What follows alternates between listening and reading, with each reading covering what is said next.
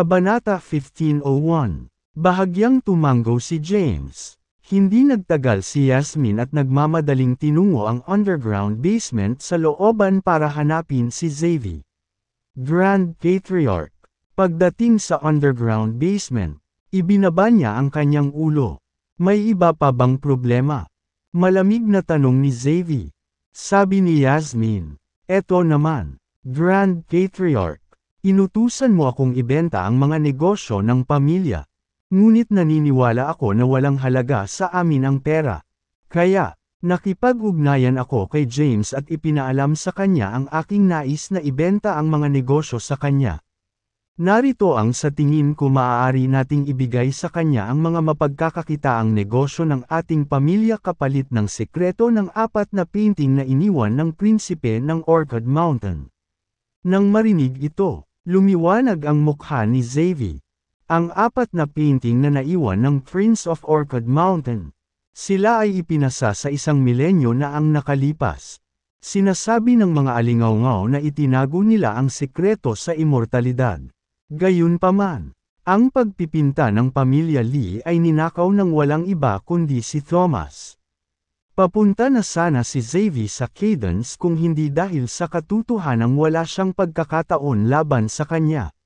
Noon, sa Mount Thunder Conference, kahit ang pinagsamang puwersa ng 3 pamilya ay hindi kayang talunin sina Bennett at Tobias. Sa huli, ipinakita si James at pinatay pa ang ulo ng pamilya ng mga Johnston. Noon lang natahimik ang 3 pang pamilya. Gusto ko siyang makita ng personal. Tumayo si Xavi at umalis sa underground basement. Sa sala ng mga Lee, si Quincy ay nakikipag-chit-chat kay Xiomara. Samantala, pabulong nakausap ni James si Maxine. Hindi nagtagal, pumasok ang isang mukhang 50 taong gulang na lalaki. Nakasuot siya ng sinaunang puting damit na may nakaberda na parang buhay na dragon. Hahaha, James. Bago pa man makalapit si Xavi sa kanila ay lumakas na ang boses nito. Pagkatapos, pumunta siya sa sofa at umupo. Pagtingin kay James, pinuri niya, bagaman bata ka pa, nagawa mong tumawid sa 8th rank. Sa hinaharap, tiyak na aabot ka sa 9 na ranggo. Nakita na ni James si Xavi noon. Gayunpaman, sa huling pagkikita nila, si Xavi ay tila nabitin ang kanyang buhay sa pamamagitan ng isang sinulid. Ngayon, gayunpaman, siya ay mas kabataan, at siya ay mukhang mas energetic at masigasig kaysa dati. Nambobola mo ako, napangiti si James. Pinutol ni Xavi ang paghabol at nagtanong.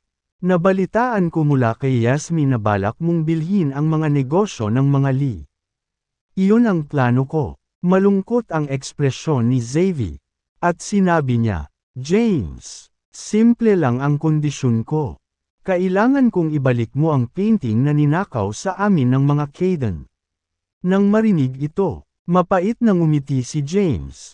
At sinabi niya, natatakot ako na hindi ko kayang gawin ang ganoong gawain. Tutal, lolo ko ang nakagawa ng painting. Hindi ako, at saka, hindi ko mahanap ang kasalukuyang kinaroroonan niya sa ngayon.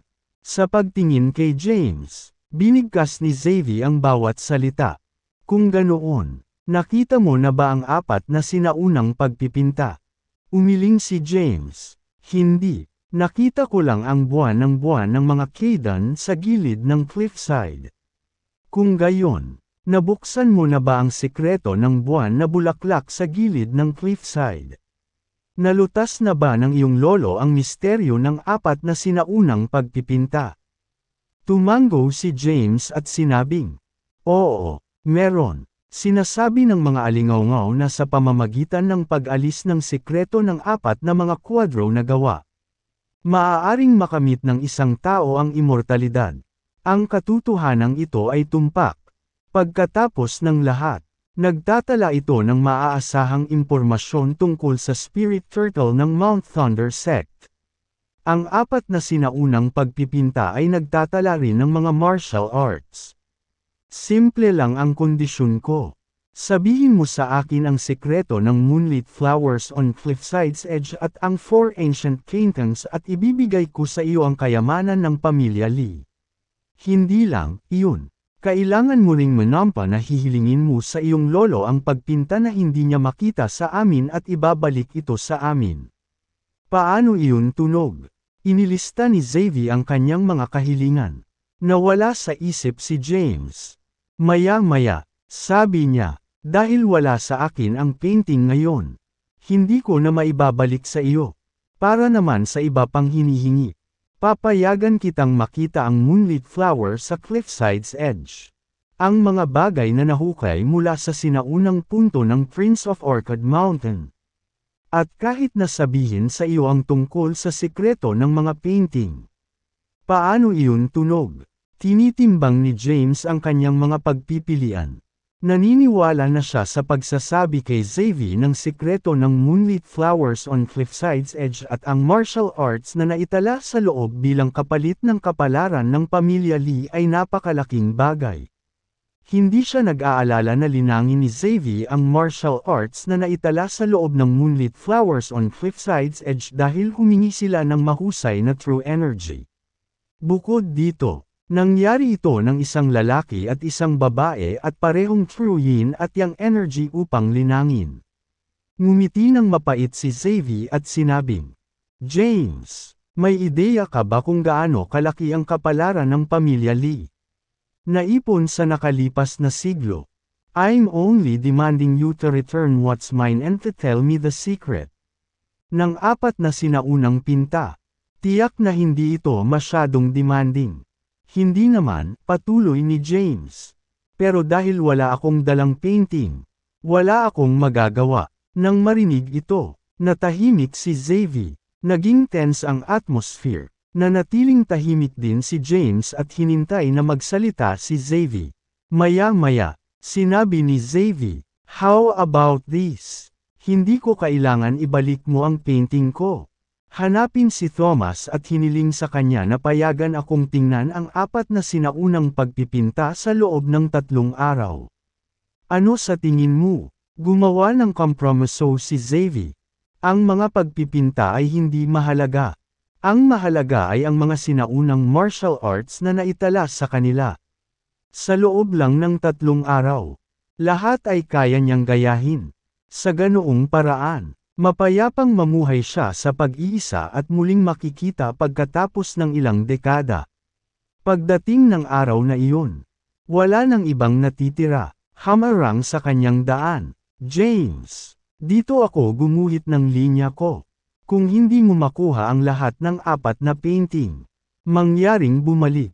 Itinuro ni Xavier ang pinto. Pagkatapos, tumayo siya at tumalikod para umalis. Humingi ng tawad si Yasmin kay James at sinabing, James, ito ang hinihingi ng Grand Patriarch. Muling simula alang ang mga ito ng mabuti. Dalhin mo rito ang 4 na sinaunang pagpipinta sa susunod na pagdating mo. Pagkatapos niyang sabihin iyon ay tumalikod na siya para umalis. Nagkibit balikat si James at sinabing, bumalik tayo sa ngayon.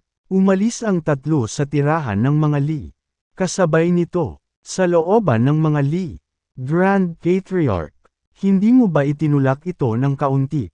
Kahit papayag si James, walang paraan na makukumbansi niya si Thomas.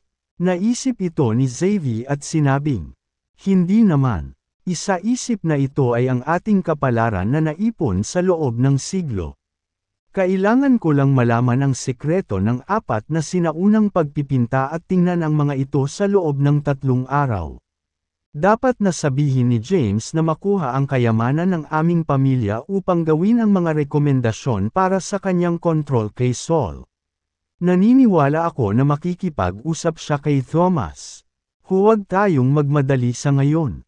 Kailangan lang nating maghintay ng matyaga. Naiintindihan. Sabi ni Yasmin.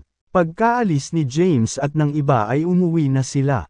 Pagdating sa bahay, tinanong ni Thea, paano nangyari? Darling, nagkibit balikat si James at sinabing, hindi tayo magkasundo. Hiniling ng mga Lee na malaman ang sekreto. ng 4 na sinaunang pagpipinta at tingnan ang mga ito sa loob ng 3 araw. Tiyak na sumang-ayon ako sa kanilang mga tuntunin kung kasama ko sila. Gayunpaman, si Lolo ang nagkakilala sa kanila. Saan ko siya hahanapin? Hinahanap ako. Ng mga sandaling iyon, mula sa labas ang boses ni Thomas. Then, pumasok siya at umupo sa sofa. Mas maganda siya kaysa sa umaga. Sa wakas nandito ka na. Lolo, natuwa si James. Hindi niya talaga maisip ang lolo niya. Gusto mo ba ang natitirang 3 painting? Napatingin si Thomas kay James. Ma'am, Kabanata 1503, sinabi ni James. Kailangan kong ipagpalit ang sekreto ng 4 na sinaunang pagpipinta kapalit ng yaman ng pamilya Lee. Ipauwi mo sa akin ang lahat. Pupunta ako sa tirahan ng mga Lee kasama ang 4 na sinaunang pagpipinta at makikipagtawaran kay Xavier. Kailangan mo lang kunin ang kanilang kapalaran. Pagkasabi nun ay tumayo na si Thomas at umalis. Lolo, maghintay, sigaw ni James. Gayunpaman, nawala si Thomas nang walang bakas.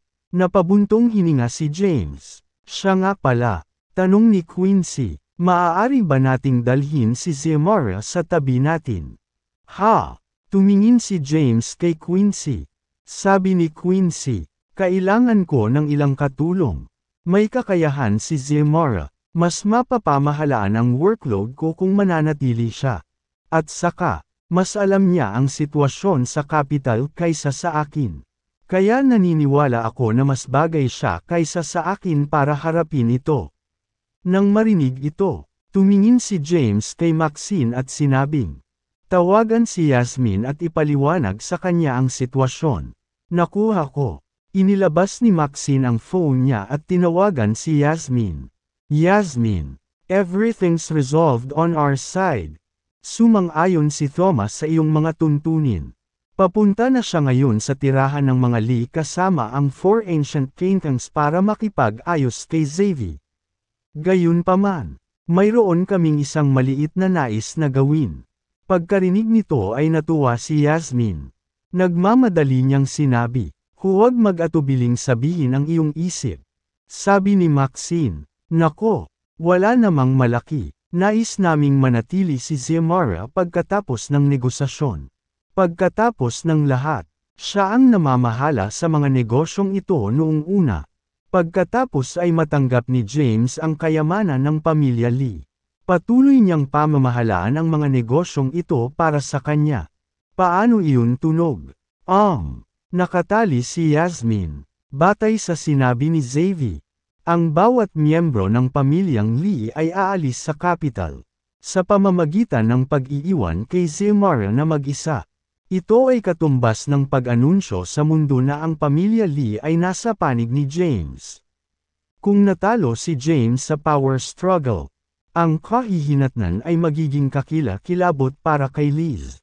Maxine, hindi ko kayang mag-isa ng desisyon. Kailangan ko munang kumonsulta sa Grand Patriarch. Hihintayin ko ang iyong magandang balita. Matapos ang maikling pag-uusap ay ibinaba ni Maxine ang telepono. Pagkatapos, tumingin siya kay James at sinabing, narinig mo siya, hindi kayang magdesisyon ni Yasmin sa sarili niya. Kailangan muna niyang kumonsulta kay Xavier. Sabi ni Quincy, ayos lang kahit hindi natuloy. Kailangan lang nating makuha ang yaman ng pamilya Lee. Sa kanilang yaman, mapapabilis natin ang ating pag-unlad. Gayunpaman, kailangan nating higit pang itali ang ating mga interes sa iba. Alam ko, hahapin ko ang ama ni Delilah sa lalong madaling panahon at pipirmahan ko siya ng isang kasunduan sa pakikipagtulungan. Matyaga silang naghintay. Makalipas ang ilang oras, tumawag si Yasmin. Sinabi niya sa kanila na pumayag si Xavier sa paghiling ni James. Mananatili si Xiomara sa kabisera at patuloy na pamamahalaan ang mga negosyo. Matapos malutas ang bagay, nakahinga ng maluwag si James. Ngayon, kailangan na lang niyang maghintay na makumplito ang negosasyon pagkatapos mapanood ni Xavier ang 4 ancient paintings. Tulad ng para sa moonlit flowers on cliffside's edge. Walang pakialam si James. Dahil sinabi ni Thomas na pupunta siya sa tirahan ng mga likas kasama ang 4 na sinaunang pagpipinta. Malamang na nakuha niya ang bulaklak na liwanag ng buwan sa gilid ng cliffside at ang 18 meridian na diagram. Sa mga sumunod na araw, walang nagawa si James. Pinagmamasdan siyang mabuti ng bawat puwersa sa kabisera. Makalipas ang 3 araw, nakipag-ugnayan ang pamilya Lee kay James at pinahintulutan siyang kunin ang mga negosyo ng kanilang pamilya. Inatasan lang ni James sina Quincy at Maxine na pamahalaan ang mga ito bilang kahalili niya. Sa gabi, makalipas ang 3 araw, biglang sumulpot si Delaney sa bahay ni Thea at sinabing, "James, may balita ako." Sabi ni James, "Magsalita ka." Sinabi ni Delaney, "Nakatanggap lang ako ng balita mula sa aking ama na ang mga nawawalang sinaunang martial artist ay nakakulong lahat sa isang bundok sa Malgudi." Tama ang iyong hypothesis. Si Luke John Owen ang nasa likod ng mga eksena. Ayon sa maaasahang katalinuhan, mayroong isang lihim na laboratorio ng pananaliksik na nagsasagawa ng pananaliksik sa mga virus doon. Gaya ng naisip ko. Nagdilim ang ekspresyon ni James. Sa pagkakataong ito, huhulihin ko si Luke John at ang kanyang barkada sa isang iglap. Ms. Delaney, makipag-ugnayan kay G. Cabral at sa iba pang pamilya at sekta ng sinaunang martial world. Magtitipon tayo sa Malgudi at papawiin ang laboratorio ng pananaliksik na ito.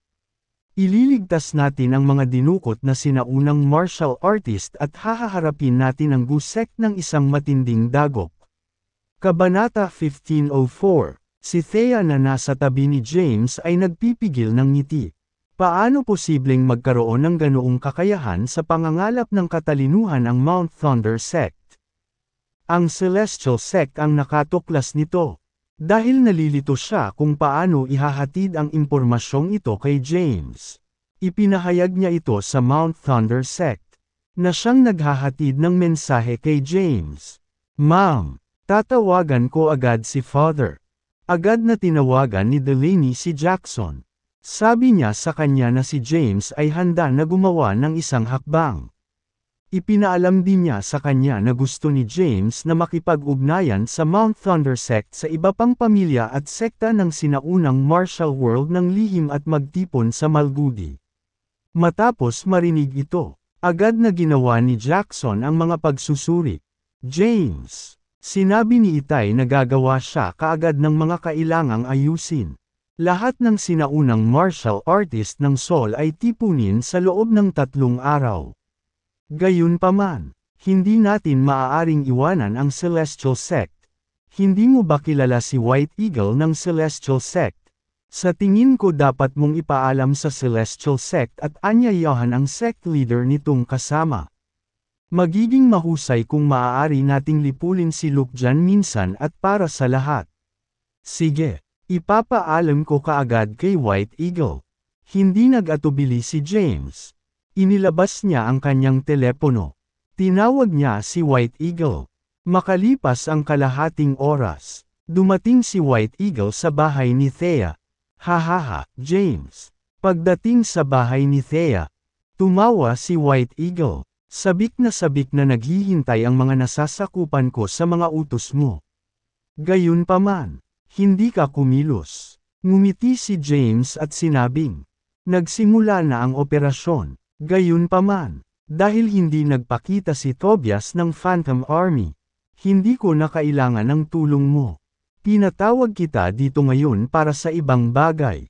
Oh, sabihin mo sa akin ang higit pa tungkol dito.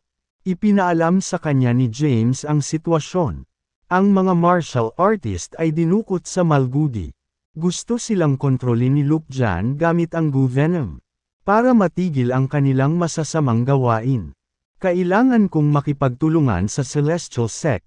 Sabihin sa iyong sect leader na sumama sa amin sa Malgudi at puksain ang laboratorio ng pananaliksik ng Goo Sect.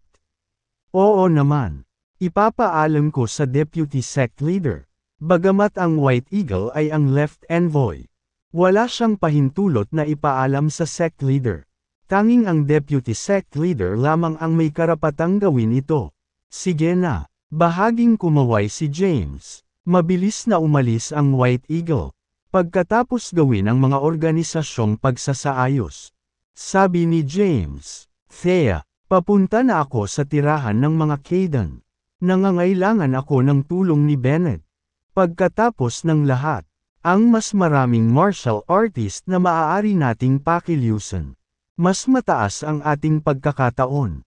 Panalo. Sana ay maakit din natin si Luke dyan kay Malgudi at lipulin siya doon. Sige na, sabi ni Thea na may matangkad na ngiti. Pagkatapos na alisin si Luke dyan, ang paglipol sa Gusect ay magiging isang piraso ng cake. Babalik ako maya-maya. Nagmamadaling tinungo ni James ang tirahan ng mga Kaydan. Maya-maya, dumating na siya. Matapos ang matinding labanan hindi pa katagal. Ang muling pagtatayo ay patuloy pa rin. Sa looban ng tirahan ng mga Kaydan, magkatabing naglalakad sina James at Bennett. Nang marinig ang mga salita ni James, naging malungkot ang ekspresyon ni Bennett. At sinabi niya, napag-isipan mo ba itong mabuti? James, may balak ka ba talagang kumilos ngayon? Tumango si James at sinabing, time waits for no man. Kailangan kong iligtas ang mga martial artist na ito bago sila ganap na kontrolin ng Gusect. Kung magtatagal pa tayo, huli na ang lahat. Sige, bibigyan kita ng tulong. Hindi nagdadalawang isip si Bennett kahit katiting. Gayunpaman, sabik niyang sinabi. Pagkatapos na puno ng ubod ng spirit turtle, ang lakas ni Luke dyan ay tumaas ng mabilis. Ngayon, nakipagsabuatan pa siya sa Blood Race. Ang First Blood Emperor ay hindi pushover. Kailangan nating planuhin ito ng mabuti.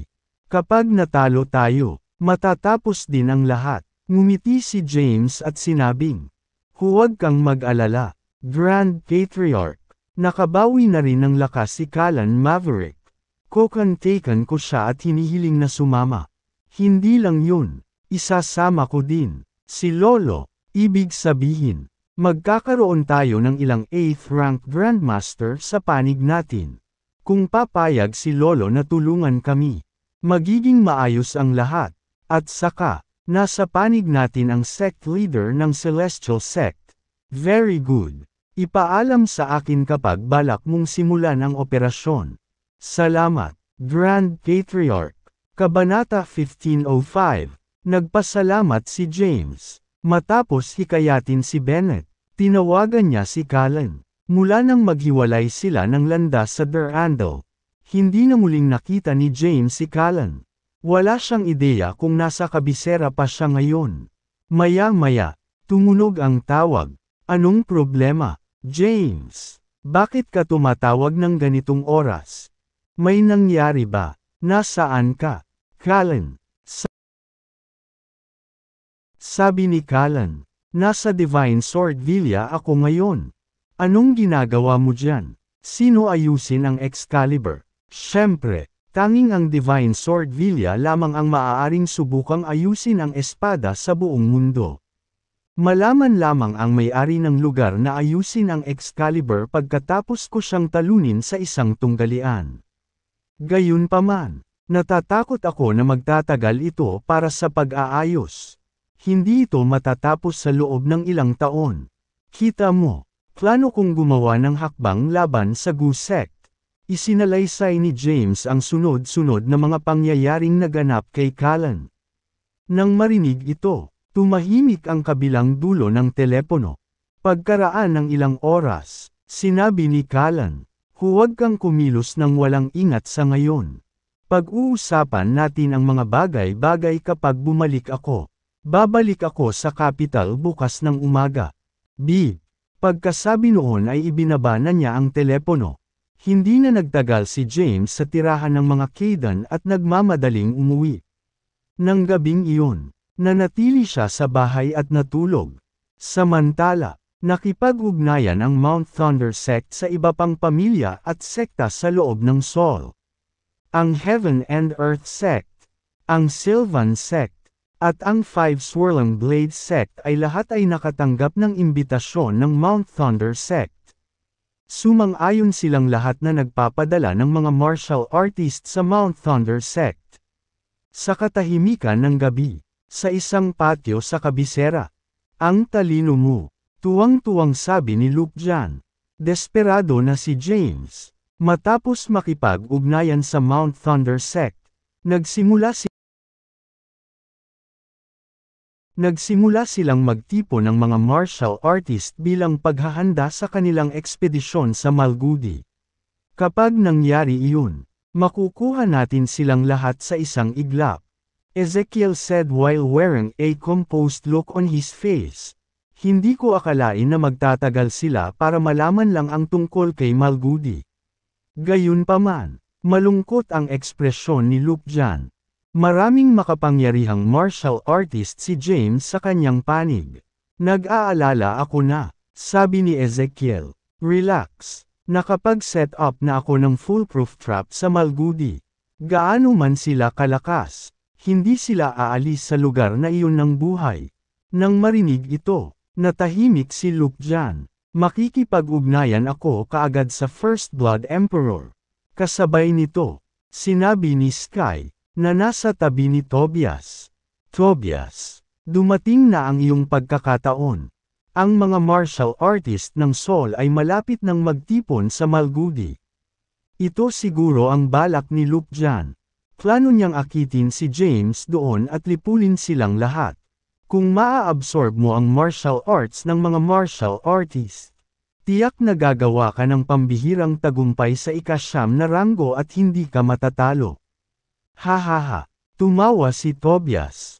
Kapag ang dalawa ay hamina, oras na para sa aking dakilang batas ng pagsipsap na sumikat. Ngumiti si Sky, nais kitang batiin ng maaga sa pinakamakapangyarihang individual sa mundo. Gayunpaman, sana hindi mo makalimutan ang deal natin. Huwag kang mag-alala, pagdating ng araw na iyon, kontrolin ko ang sinaunang martial world. Habang ikaw ang magkokontrol sa labas ng mundo. Tumawa si Tobias at umalis. Pagkaalis niya, nagdilim ang ekspresyon ng mukha ni Sky. At tahimik siyang bamulong. Maghintay ka lang, Tobias. Ako na ang huling tatawa. Kabanata 15:06. Matapos sabihin sa kanya ni Callan na huwag kumilos ng walang ingat. Hindi na nakipag-ugnayan si James sa iba. Pagka-uwi niya, nagpahinga lang siya. Sa kwarto sa gabi, niyakap ni Thea si James at mahinang nagtanong. Darling, kailan tayo pupunta sa Malgudi? Sabi ni James, maghihintay kami ng balita mula sa Mount Thunder Sect. Kapag napag-usapan ko na ang mga bagay-bagay kay Callan bukas. Pupunta ako sa Mount Thunder Sect at makikipagkita kay Jackson Cabral. Sabi ni Thea na may pagtataka. Pakiramdam ko may mali. Tanong ni James. Bakit? Anong meron? Ang Celestial Sect ang nakaalam nito. Gayunpaman, nag-aalala si Thea sa paraan ng kanilang pag-iimbestiga. Ito ay impormasyong nakuha ng mga disipulo ng Celestial Sect na matagumpay na nakalusot sa Gu Sect. Ang bagay na ito ay dapat isa sa mga pangunahing sekreto ng Gu Sect. Na tanging mga miyembrong may mataas na ranggo ang makakaalam. Gayunpaman, nakuha ng Celestial Sect ang impormasyon ng hindi nahihirapan. Ang kanilang layunin ay maaaring makita ni James at ang mga sinaunang martial artist doon na lipulin silang lahat ng sabay-sabay.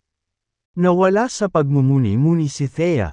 Naturally, hindi niya masabi kung paano niya nalaman ito. Hindi ko rin alam. Instinct ko lang. Nakangiting sabi ni James. Relax. Everything will be fine. Halos buong martial world ang sasali sa atin. Kahit na ang buong bansa ng Malgudi ay isang bitag. Malalampasan natin ito. Ganun pa man. Nag-aalala pa rin si Thea. Ginamit ng Gu Sect ang Gu Venom. Gaano man kalakas ang mga martial artist. Sila ay magiging mga tupa lamang sa patayan pagkatapos na lason ng Gu Venom. Sana nag-o-overthink lang ako sa mga bagay-bagay. Natahimik si Thea. Lumipas ang gabi ng tahimik. Kinabukasan, maagang dumating si Callan sa bahay nila Thea kinaumagahan. Anong nangyayari, James? Bagamat ipinaalam ni James kay Callan ang bagay na ito sa pamamagitan ng telepono. Ang ilang mensahe ay maaaring may hatid ng personal. Pagkatapos nilang magkita, muling ikinukwento ni James ang sunod-sunod na pangyayari kay Callan. Sinabi niya sa kanya ang tungkol sa Gu sect na nilipol ang mga pamilya at sekta at pagdukot sa kanilang mga anak. In-update din niya siya sa intelligence na nakalap ng Mount Thunder sect. Nakinig ng mabuti si Callan. Nang marinig ang pagsasalaysay ni James. Sabi niya, James, maaaring isang bitay ito, kahit na ito ay isang bitag. Hindi ako maaaring umupo na lang at panuulin ang mga martial artist na kontrolado ng Gu Venom. Gaya ng nabanggit ni Thea kagabi, medyo naramdaman ni James na isa itong bitag. Gayunpaman, wala siyang pagpipilian kundi ang pumunta. Kung hindi, ang mga martial artist ay makokontrol ng Gu Venom. Kung nangyari iyon, hindi lamang lalakas ang kanilang lakas, ngunit hindi na sila matatakot sa kamatayan o sakit. Sa sandaling iyon, huli na ang lahat. Matapos ang mahabang pagmumuni-muni, napabuntong hininga si Callan. Kahit alam nating bitag ito, wala tayong pagpipilian. Nawalan ng konsensya si Lupjan para sa kapangyarihan. Tumingin si James kay Callan at nagtanong, "So ano ang opinyon mo sa bagay na ito?" Pagkatapos ng ilang pag-iisip, sinabi ni Callan, "Paano ito? Makikipagkita ka kay Jackson Cabral at sa iba pang martial artist sa Mount Thunder sect at Tatango sa Malgudi. Ako naman ay susundan ng palihim.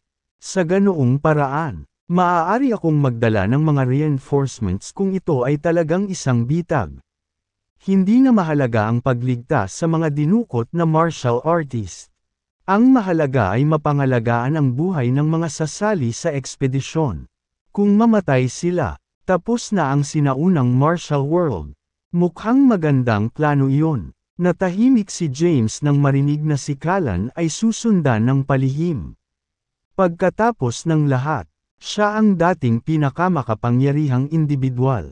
Ngayon, maraming martial artist ang lumakas matapos na puno ang Spirit Turtle Core. Kabanata 1507. Gayunpaman, isa pa rin si Callan sa pinakamakapangyarihang martial artist sa mundo. Nasaan si Thomas? Tanong ni Callan. Umiling si James at sinabing, "Hindi ko siya maabot. Isa siyang mailap na figure. Hindi mo alam kung nasaan siya sa sandaling ito. Sa tuwing aalis siya, hindi ko siya mahanap kahit anong pilit ko." Ha. Sa sandaling iyon, isang malakas na tawa ang bumungad sa labas. Pagkatapos, bumukas ang pinto. Pumasok ang isang lalaking nakasuot ng puting damit. Nang makita ni James ang lalaki, inilibot ni James ang kanyang mga mata at nagtanong, "Lolo, palagi ka bang nasa tabi ko? Paano mo nagagawang lumitaw sa tuwing babanggitan ko ang iyong pangalan?" Lumapit si Thomas kay James at umupo. Nakangiting sinabi, "Kung hindi dahil sa pagprotekta ko sa iyo mula sa mga anino. Matagal ka nang patay, Lolo. Narinig mo siguro na plano kong magtungo sa Malgudi." Nang marinig ito, naging malungkot ang ekspresyon ni Thomas. Pagkaraan ng ilang sandali, narinig siya at sinabing, "Oo, mayroon ako. Ano ang iyong opinyon sa bagay na ito?" Tanong ni James. "Go." Sambit ni Thomas ng isang salita. Nang marinig ito, gumaan ang loob ni James. Ngayon, maaari na siyang magtungo kay Malgudi at lipulin ang Gu sect at Lupjan Owen. "Lolo, ano ang lakas mo ngayon?" Tanong ni James. Curious siyang malaman kung ano ang lakas ng kanyang lolo. Ang alam lang niya ay hindi pa siya umaakyat sa Skyward Stairway bago ang Mount Thunder Conference. Ngumiti si Thomas at sinabing, "Isang hakbang na lang para marating ko na ang ika-9 na ranggo." Hindi naiwasang magtanong ni James, Saang hagdanan ka na ba umakyat? Sinulyapan ni Thomas si Callan at itinuro ito, na nagsasabing, kaya kong labanan ang tatlo sa kanya. Walang problema. Gayunpaman, nagpatuloy siya. May nangyaring mali habang naglilibang ako. Dahil ang paggamit ay kasalukuyang hindi neresolba. Hindi ko magagamit ang true energy ayon sa gusto ko. Kung hindi, maaari itong maging backfire sa akin. Nagulat si James sa lakas ni Thomas. Labanan ang tatlong Callan Mavericks ng sabay-sabay. Gaano ba siya kalakas para magbitaw ng ganoong kangas na mga salita? Hindi nasisiyahan. Tumingin si Callan kay Thomas at sinabing, hindi ka ba masyadong nagtitiwala sa iyong sarili? Hindi ko pinino ang core ng Spirit Turtle. Ngunit nakuha ko ang ilang mga insight at nadagdagan ang aking lakas pagkatapos gumaling mula sa aking mga pinsala. Alam ko, walang pakialam na sabi ni Thomas. Alam kong nasa ikatlong hagdan ka na at malapit nang makarating sa pang-apat. Ang pakikipaglaban sa inyong tatlo ay isang konserbatibong pagtatansya lamang. Kapag naabot ko na ang aking pinakamataas na kalagayan, maaari kitang patayin sa isang galaw. Napapanatag si Thomas sa kanyang lakas. Natahimik si Callan. Matapos maalala ni James ang kanyang sarili. Sinabi niya, Lolo, maaari kong suriin ang iyong kalagayan. Kumaway si Thomas at sinabing, hindi na kailangan. Walang paraan na maaari mong pagalingin ang aking katawan. Anyway, pumunta ka sa Malgudi. Kapayapaan. Babantayan namin ni Callan ang sitwasyon mula sa anino. Kung magkagulo, may kikialam tayo sa oras. Nang marinig ito ni James ay natahimik. By the way, kamusta ka na Thea? Napatingin bigla si Thomas kay Thea na katabi ni James. Ha? Abala si Thea sa usapan. Nang bigla siyang itanong ni Thomas. Saglit siyang natigilan habang naalala ang sarili at sinabing, very well, I'm doing fine. Natutuwa akong malaman iyon. Malumanay na tumanggo si Thomas at sinabing, tandaan, walang sino man ang makakakuha ng napakalaking kapangyarihan sa maikling panahon ng hindi nagbabayad ng halaga. Ang paglilinaw ay nangyari ng pasensya at disiplina. Kahit na hindi maintindihan ni Thea ang ipinahihiwatig ni Thomas. Ngunit hindi siya naiintindihan at sinabi, naiintindihan. Kabanata 15:08, naguguluhan si Thea, ano ang gustong sabihin ni Thomas? Hindi kaya alam na niya ang identity niya. Hindi siya sigurado. Samantala, hindi maintindihan ni James ang mga salita ni Thomas. Sige, aalis na ako. Naginat si Thomas at tumayo. Pagkatapos, paimpol siyang lumabas ng bahay. Tulala talaga si James pagdating sa lolo. Hindi na siya nag-abalang magpaalam sa kanya. Tumayo si Callan at sinabing, I'll be taking my leave. James, sumama ka muna. Malapit na ako. Gayunpaman, hindi ako magpapakita maliban kung ang sitwasyon ay magiging kakilakilabot. Ma'am, tumanggo si James. Sa pagtulong sa kanya nina Thomas at Callan sa mga anino. Wala siyang kinatatakutan. Pagkaalis nila, tinawagan ni James ang White Eagle at tinanong siya tungkol sa sitwasyon sa Celestial Sect. Pumayag ang sect leader dito. Gayunpaman, kasalukuyan siyang abala sa isang bagay sa ngayon. Pero, huwag kang mag-alala. Nangako siya na nandyan siya para tulungan ka. Nang marinig ito ni James ay natahimik. Ang kanyang lolo lamang ang makakalaban ng tatlong Callan. Samantala, ang sect leader ng Celestial Sect lamang ang makakatalo sa pinagsamang puwersa ni Luke John Owen at ng First Blood Emperor. Hindi lang iyon kundi, naroon din si Bennett Caden at iba pang martial artist ng sinaunang martial world. Kahit na ang Gu Sect ay nag-set up ng walang kabuluhang bitag sa Malgudi.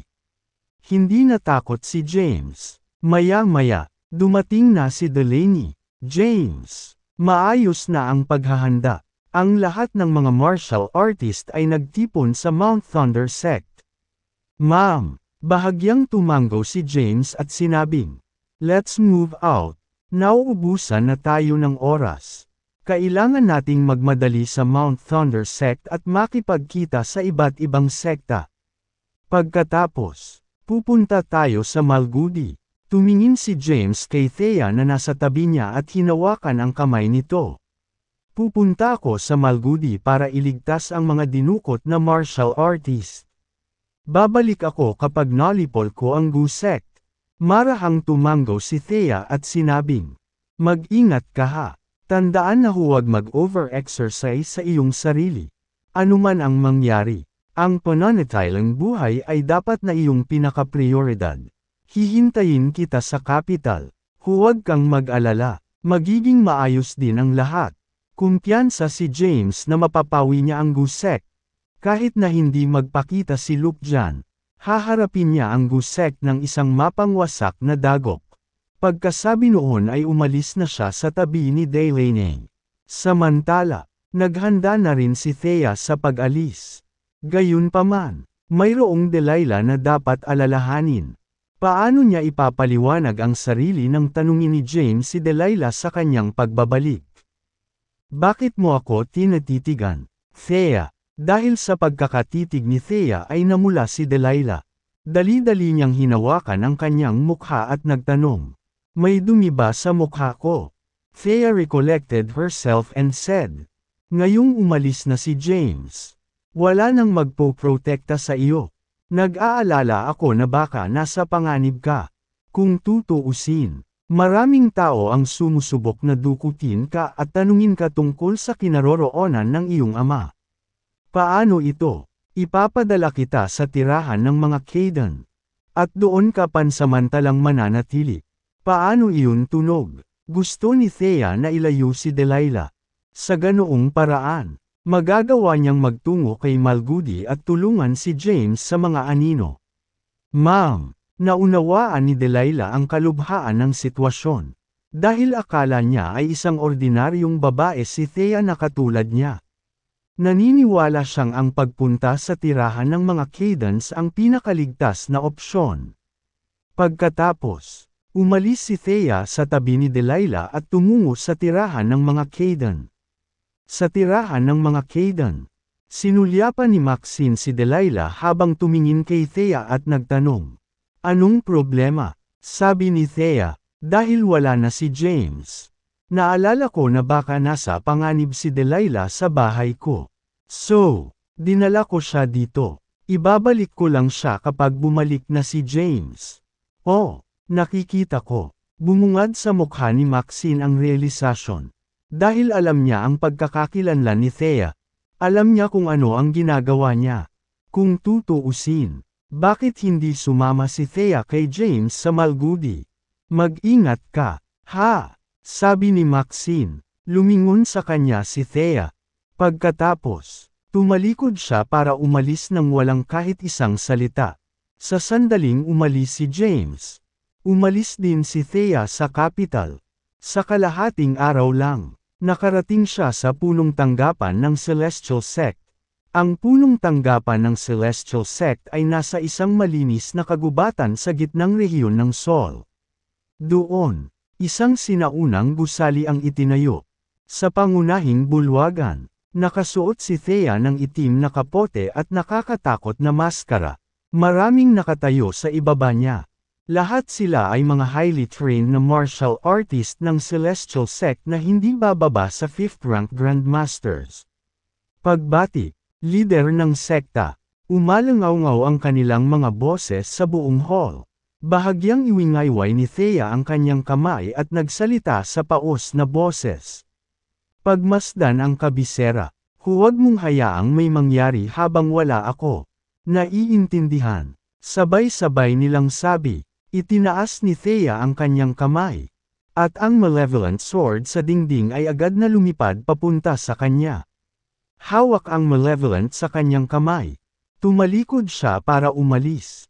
Hindi nagtagal. Nawala siya sa view ng Celestial Sect at nagtungo sa Malgudi. Kasabay nito, dumating si James sa Mount Thunder Sect. Pagdating niya, maraming makapangyarihang martial artist ng iba't ibang sekta ang nagtipon doon ang Heaven and Earth Sect. ang Sylvan Sect, ang Five Swirling Blade Sect, at iba pa. Matapos matanggap ang imbitasyon ng Mount Thunder Sect, bawat isa ay nagpadala ng kanilang pinakamakapangyarihang martial artist dito. Gayunpaman, hindi marami sa kanila, halos 40 tao lamang ang halos kabuuan bilang. Nagtipon silang lahat sa pangunahing bulwagan ng Mount Thunder Sect. Sa pagdating nina James at Delaney ay agad silang naging bida sa palabas. Lumapit si Jackson kay James at personal siyang tinanggap, na nagsasabing, pagkatapos matanggap ang iyong mensahe, ipinaalam ko ang iba pang sekta sa magdamag. Supportive of our cause, nagpapadala sila ng ilang martial artists dito. Hinihintay namin ang iyong pagdating. Kailan tayo aalis? Napatingin si James sa mga tao sa ibaba. Lahat sila ay mga haligi ng sinaunang martial world. Bagamat kakaunti ang kanilang bilang, lahat sila ay nasa ikalimang ranggo pataas. Nang makitang wala nang makita ang Grand Patriarch ng Mount Thunder Sect. Tanong ni James, by the way, saan nagpunta si Simon Cabral? Maingat niyang binalak na isama si Simon. Pagkatapos ng lahat, ito ay isang 8th rank Grandmaster. Sa kanyang pagdating, ang kanilang mga pagkakataon na magtagumpay ay tataas. Nagkibit balikat si Jackson at sinabing, hindi ko alam kung nasaan siya ngayon. Nandoon siya noong lumitaw ang Celestial Sect sa Mount Thunder Sect. Pagkatapos ng kanyang pagkatalo, nawala siya ng walang bakas. Nawala sa isip si James. Pagkaraan ng ilang sandali, sinabi niya, sige. Ngayon na mayroon tayong sapat na bilang. Oras na para umalis. Nasaan si Thomas? Tanong ni Jackson. Nakangiting sabi ni James. Pinapasama muna ako ni Lolo. Malapit na siya. Huwag mag-alala. Siya ay mamagitan kung ang sitwasyon ay magiging mahirap. At saka, ang sect leader ng Celestial Sect ay pupunta rin sa Malgudi ng palihim. Nang marinig ito, natahimik si Jackson. Sa lahat ng mga taon na ito, ang Gu Sect ay nakagawa ng napakaraming masasamang gawain. Kailangan natin silang lipulin sa balat ng lupa, upang alisin sa martial community ang banta na ito. Ang Mount Thai Sect ay hindi aalis sa responsibilidad nito. Ang Heaven and Earth Sect ay magbibigay din ng tulong. Maraming martial artist ang nagsalita. Napakagaling. Tumingin si James sa mga tao at sinabing, kung magtutulungan tayo, tiyak na mapapawi natin ang laboratorio ng pananaliksik ng Gu Sect. Maliligtas ang mga dinukot na martial artist. At malipol si Luke John Owen. Sa wakas, babalik ang kapayapaan kay Saul. Kabanata 15:10. Pagkarating sa Mount Thunder Sect, sinimulan ni James na talakayin ang plano ng aksyon sa mga martial artist. Gayunpaman, halos alam lang nila ang lokasyon ng laboratorio ng pananaliksik at wala tungkol sa mga detalye. Kaya, kahit na matapos ang mahabang talakayan, walang konkretong plano ang nabuo. Sa huli, nagpasya silang magtungo sa Malgudi sa ngayon at hanapin ang lokasyon ng research laboratory bago gumawa ng konkretong plano. Sa asensya, sila ay mag-improvise at kumilos ng naaayon. Pagkatapos ng talakayan, umalis sila sa Mount Thunder Sect at sumakay sa isang pribadong eroplano na espesyal na inihanda ng rehiyon ng militar. At tumungo sa Malgudi. Samantala, ang mga opisyal ng Solin ay nag-abiso muna sa Malgudian Air Force. Kaya, ang pribadong eroplano ni James ay papayagang ligtas na makadaan sa Malgudi at hindi mahahanap. Ang Malgudi ay isang bansa sa hangganan ng Sol. Bagamat ito ay nasa teritoryo na bahagi ng laki ng Sol, mayroon itong napakaliit na populasyon. Pagkatapos ng ilang araw, bumaba ang eroplano sa gitna ng isang disyerto sa Malgudi. Bumaba si James at ang iba pa sa eroplano. Nakatayo sa gitna ng disyerto. Inilabas ni James ang isang mapa na inihanda niya noon at inilagay ito sa lupa. Itinuro ang isang pulang bilog na minarkahan niya. Batay sa aming katalinuhan, ang laboratorio ng pananaliksik ay matatagpuan sa rehiyong ito. Samantala, humigit kumulang 300 kilometro ang layo namin sa aming destinasyon. Batay sa ating bilis, dapat ay makakarating tayo sa loob ng 1 oras kung magpapatuloy tayo ng buong bilis. Yumuko si Jackson at tumingin sa mapa sa lupa. Sinabing, nabalitaan ko na may isang bansa sa disyerto na ito ay 1 milenyo na ang nakalipas. Mayroon ding isang palasyo sa ilalim ng lupa na nakabaon ng malalim sa ilalim ng buhangin. Para sa ilang kadahilanan, hinahanap ng GUSEC ang palasyo sa ilalim ng lupa at muling itayo ito upang maging laboratorio ng pananaliksik. Nalaman ito ni James sa lugar. Para mailigtas ang mga dinukot na martial artist, kailangan muna nating hanapin ang pasukan sa underground na palasyo. Gayunpaman, hindi kami pamilyar sa disyerto. Kailangan nating i-scout ang lugar na ito at tanungin ang mga lokal tungkol dito. Sure, sabi ni Jackson. Paano ito? Magkahiwalay kami ng landas at maghahanap ng mga pahiwatig sa paligid. Kahit anong mahanap natin, babalik tayo dito pagkalipas ng 3 oras. Ano sa inyong palagay? Sure. Sabay-sabay nilang sabi. Sige, umalis na tayo. Sa utos ni James, ang 40 o higit pang mga tao ay nahahati sa kanilang grupo at nagtungo sa ibang direksyon. Pinili ni James na mag-isa sa direksyong southwestern. Dahil pambihira ang kanyang bilis, gumalaw siya ng daan-daang metro sa isang kisap mata, matapos maglakbay sa napakabilis na bilis sa loob ng ilang panahon. Napagtanto niya na ang disyerto ay walang nakatira, kahit na siya ay nakarating sa gilid ng disyerto at nakakita ng mga halaman. Ang presensya ng tao ay hindi pa rin nakikita. Nang tingnan niya ang oras ay pinili niyang lumingon. Sa kanyang pagbabalik, ang iba ay nakabalik na. Wala rin sa side ko. Wala akong hanap na tao. Nagsalita sila. Pagkatapos ng deliberasyon, sinabi ni James, dahil wala kaming mahanap na sinuman, maaari lamang kaming magpatuloy. Tumanggo naman sila bilang pagsang-ayon. Kabanata 15:11. Nagmamadaling tinungo ni James ang may markang rehiyon sa mapa kasama ng iba pa. Tinahak nila ang layong 300 kilometro sa loob lamang ng 3 oras. Swoosh! Umiikot ang buhangin sa hangin. Pinipigilan sila ng malakas na hangin na makita ang nasa unahan nila. Ito ang dapat na lugar. Tumingin si James sa mapa. Pagkatapos, inilabas niya ang kanyang telepono ngunit dahil walang signal dito, hindi niya nagamit ang satellite-based positioning. Ito ay maaaring isang bitag ng GUSEC. Mag-ingat kayong lahat, sigaw ni James. Inisip ni James ang mga babala ni Thea at ang mga alalahanin ni Callan. Nandito siya para magligtas ng mga buhay at sirain ang research laboratory habang nandoon siya.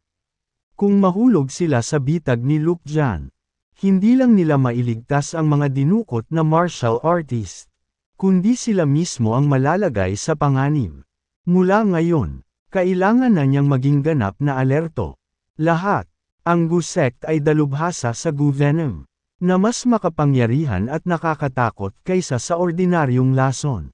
Gayunpaman, hangga't pinipigilan natin ang ating hininga, maaaring hindi tayo malason kahit gaano pa kahusay ang mga pamamaraan ng GUSEC. Walang alam si James tungkol sa GUVenom. Gayunpaman, dahil siya ay sinanay sa sining ng medisina, alam niya na posibleng lason ang hangin. Walang hugis at walang amoy. Maaari silang malason nang wala sila. Napagtatanto iyon.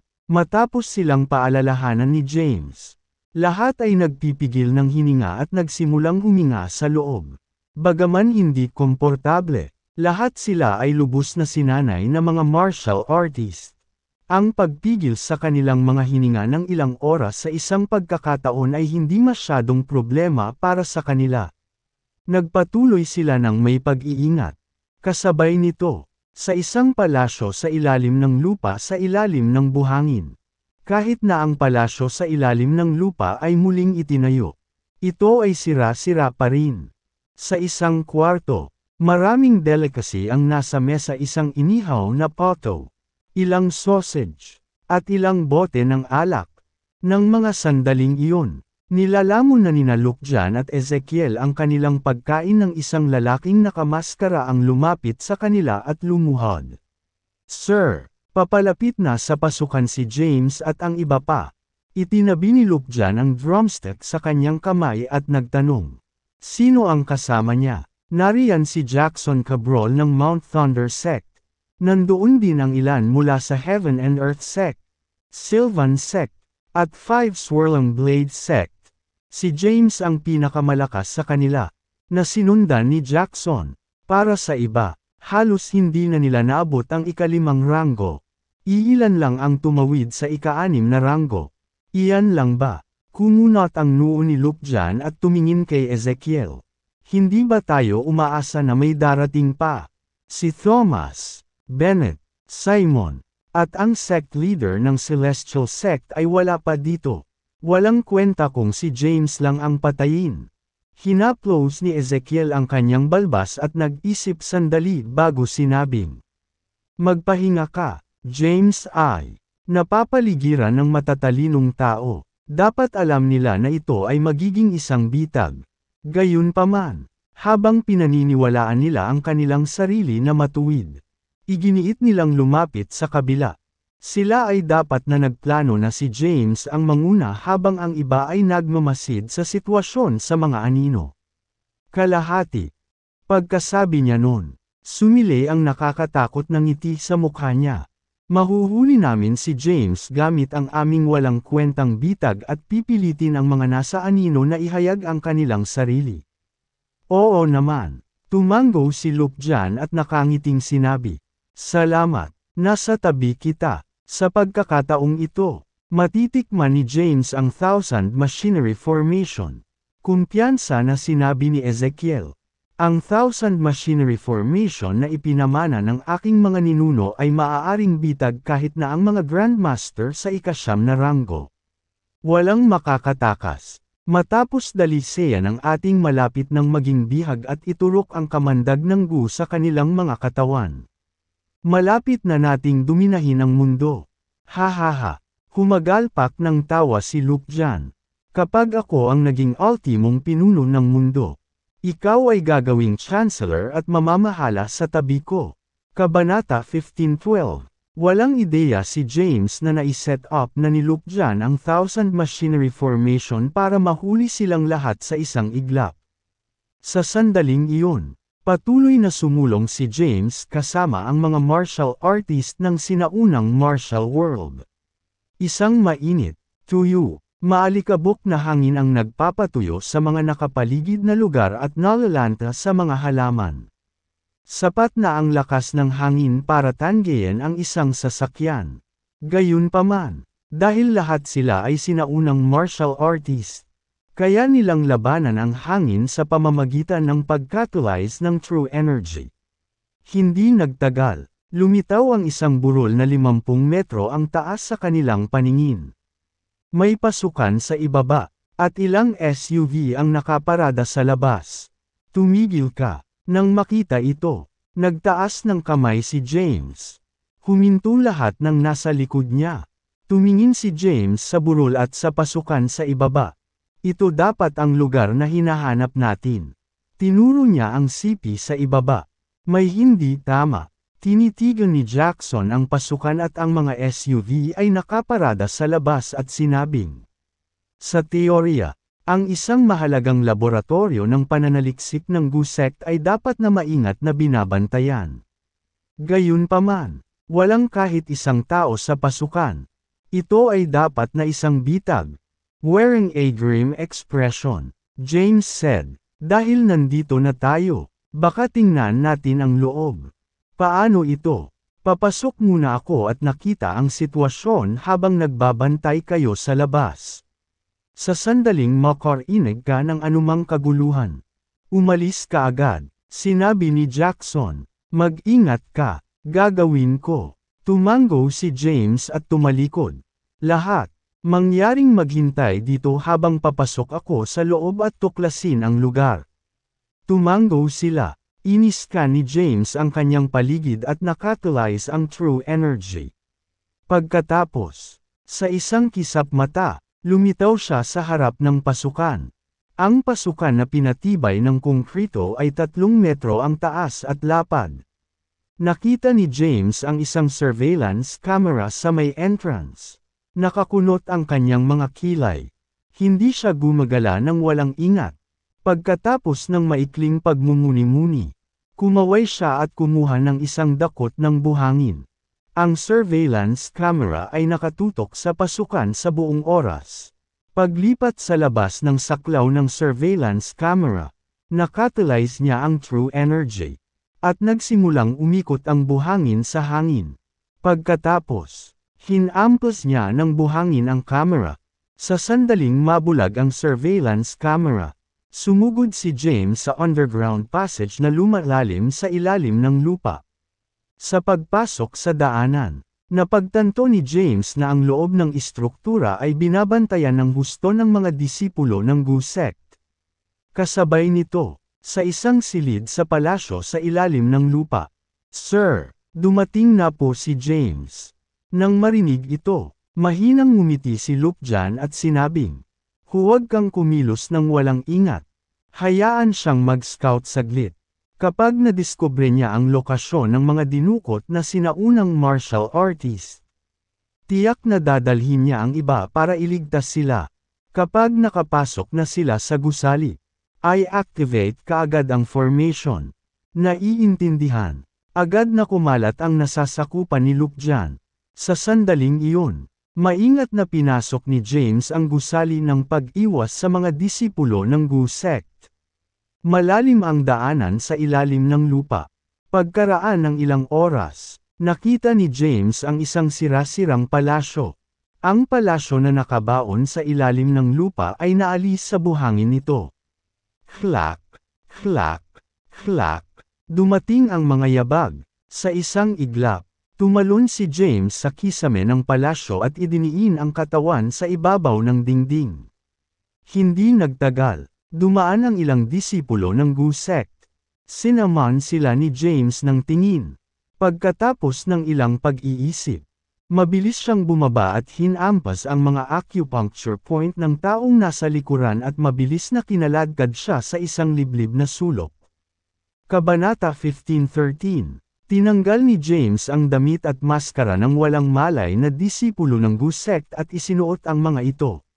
Pagkatapos, sinimulan niyang hanapin ang mga dinukot na martial artist sa underground na templo ng walang takot na matuklasan ang kanyang pagkakakilanlan.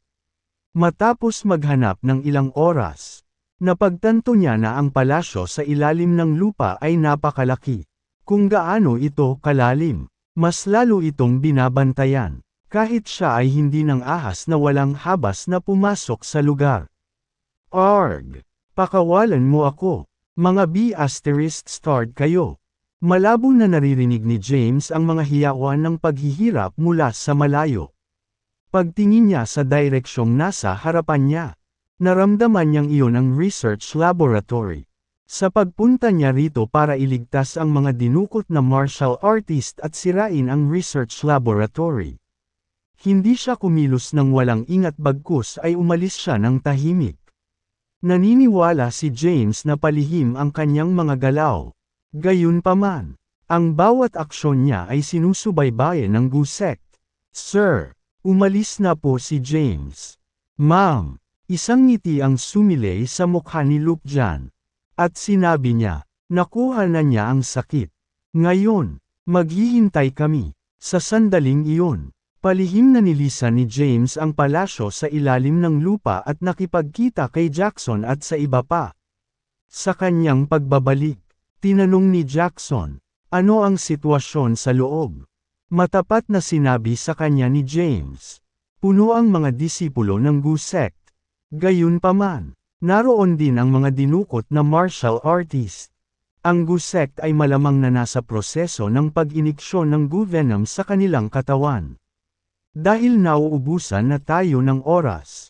Dapat nating isagawa ang ating rescue operation ng sabay-sabay. Pero paano? Naging malungkot ang ekspresyon ni Jackson. At sinabi niya, tiyak na may mga bitay na naghihintay sa atin doon. Kung basta-basta tayong pumapasok, mahuhulog tayo sa kanilang mga bitay. Lalaban tayo hanggang dulo. Isang sinaunang martial artist ang nag-awit ng kanyang espada. Ano ang dapat katakutin? Ang dami namin dito. Hindi lang iyon. Nasa atin ang pamumuno ni James Caden. Kahit na magpakita si Luke John Owen, dudurugin natin siya. Natahimik si James. Bagamat na-scout niya ang lugar kanina, hindi siya sigurado kung ano ang nasa loob. Ganun pa man, binalak niyang maningil kaagad. Tumingin siya sa mga martial artist sa likod niya at sinabing, lahat, panganib ang naghihintay sa atin sa sandaling makatapak tayo sa loob. Baka hindi na tayo umalis sa lugar na ito. Sana pag-isipan mo ulit ang desisyon mo. May malinis akong konsensya. Ang mamatay para sa isang matuwid na layunin ay sulit. Mag-order ka, James. Ang mga sinaunang martial artist ay mga matuwid na tao. Nabuhay sila para sa kapakanan ng kapayapaan sa sinaunang martial world. Para sa kanila, may mga bagay na mas mahalaga kaysa sa kanilang buhay. Mabuti, inilabas ni James ang Blade of Justice. Swish! Iniwan ng espada ang kaluban nito. At nagliwanag ito ng gininto ang liwanag. Ang sword energy na lumabas sa sandaling iyon ay nagpa-attract sa mga martial artist sa paligid ni James. Anong armas? Tiningnan ni Jackson ang Blade of Justice na nasa kamay ni James at napabulalas. Tulad ng inaasahan sa primordial sword na ginawa ni King Quavon. Sinabi ni Delaney kay Jackson ang tungkol sa proseso ng pudgeling ng Blade of Justice. Gayunpaman, hindi pa niya ito nasaksihan noon. Ngayon, hindi niya maiwasang mapasigaw. Itinaas ni James ang Blade of Justice sa kanyang kamay at tumingin sa pasukan. Sumisigaw. Sisingilan. Sisingilan. Angal nila. Si James ay sumugod papunta sa pasukan. At ang mga martial artist sa likod niya ay nag-awit ng kanilang mga espada at sinundan siya. Ang malakas na aura na kanilang pinalabas ay yumanig sa lupa. Kabanata 15:14. Sisingilan. Angal nila. Sa pamumuno ni James, kinasuhan ng mga martial artist. Swish! Ginamit ang sword energy para sirain ang surveillance camera ng pasukan ng underground na palasyo. Sa ilalim ng palasyo, tumayo ang mga lalaking nagmamanman sa surveillance camera at sumigaw. Quick! Iulat sa mga nakatataas na ang surveillance camera ay nawasak. Matapos marinig ang sitwasyon, agad siyang nag-utos. Sabay-sabay na sisingilan ang kalaban. Tandaan mo lamang na umatras at maakit sila sa sandaling nakaranas ka ng malalaking casualty. Huwag kang mag-alala. Pakikitungo ng mabuti ang iyong mga pamilya. Nang marinig iyon, lahat ng nasasakupan ni Luke John ay itinaas ang kanilang mga armas. Sa sandaling iyon, si James at ang iba pa ay naniningil sa pasukan. Pagpasok sa pasukan, pinaputok ng mga lalaking kumpleto ang sandata sa kanilang mga machine gun sa direksyon nila. Dagat-tat-tat, si James, na nangunguna, ay inihagis ang kanyang espada. At ang nakakatakot na sword energy ay sumabog. Parang laser beam. Bumagsak sa lupa ang lahat ng ganap na armadong lalaki na nakatayo sa daan ni James. Ang kanilang mga paa ay pinutol. At ang ilan ay tinadtad pa ang kanilang mga baywang sa bahagi. Samantala, ganap na pinalihis ni James ang mga lumilipad na bala. Matapos talunin ang mga sundalo na walang cultivation base. Lumitaw ang mga disipulo ng Gu sect. Gayunpaman, wala silang pagkakataon laban kay James at sa iba pa. Madali silang natalo ni James at ng iba pa at nakipagsapalaran ng mas malalim sa daanan. Dahil nasa underground palace lang si James kanina. May naisip siyang magaspang na ideya kung saan matatagpuan ang mga dinukot na sinaunang martial artist. Samantala, ang mga disipulo ng Gu sect ay umaatres din sa direksyon kung saan papunta si James. Boom! Pagpasok ni James at ng kanyang barkada sa daanan. Isang nakakabinging tunog ang nagmula sa likuran. Lumingon sila at napagtantong may pader na bato na nakaharap sa daanan sa likuran nila. Ang ilan ay tumalikod at tinulak ang batong pader. Gayunpaman, hindi ito natinag. Nako, nahulog tayo sa bitag. Namutla ang kanilang mga mukha. Si James ay nagmamadaling nag-catalyze ng true energy at nilalas ang Blade of Justice sa pader na bato ng napakalakas. Pumutok ang makapangyarihang sword energy at tumama sa pader na bato. Gayunpaman, nakagawa lang ito ng kaunting dent sa dingding. Hahaha, isang pagsabog ng tawa ang umalangaw-ngaw. Napalingon ang lahat at hinanap ang pinanggalingan. Sa di kalayuan, dalawang tao ang makikitang nakatayo sa mataas na lugar. Ang isa ay si Lukjan habang ang isa naman ay isang matandang lalaki na nakasuot ng berdeng robe na may nakaukit na salitang Zayden. Pinahinti mo ako, James. Tumingin si Lukjan kay James at sa mga martial artist ng sinaunang martial world na may pilyong ngisi sa mukha. Nakakahiya na patayin ka. Gayunpaman, dahil pinilit mong pahirapan ang buhay ko. Wala na akong magagawa kundi paalisin ka. Huhulihin mo na kita at aakitin ang iba dito. Pagkatapos kitang patayin, ituturo ko ang kamandag ng Gu sa iyong katawan at kontrolin ka. Lukjan, dumilim ang mukha ni James. At malamig na sinabi niya, hindi ka aalis sa lugar na ito ng buhay. Hawak ang Blade of Justice sa kanyang kamay. Marahas niyang sinugod si Lukjan. Samantala, nagmamadaling umatras si Lukjan. Pagdating ni James sa kinaroroonan ni Lukjan ay wala na siyang bakas. Nang hahabulin pa lang niya. Hindi pangkaraniwang pagbabago ang nangyayari sa paligid.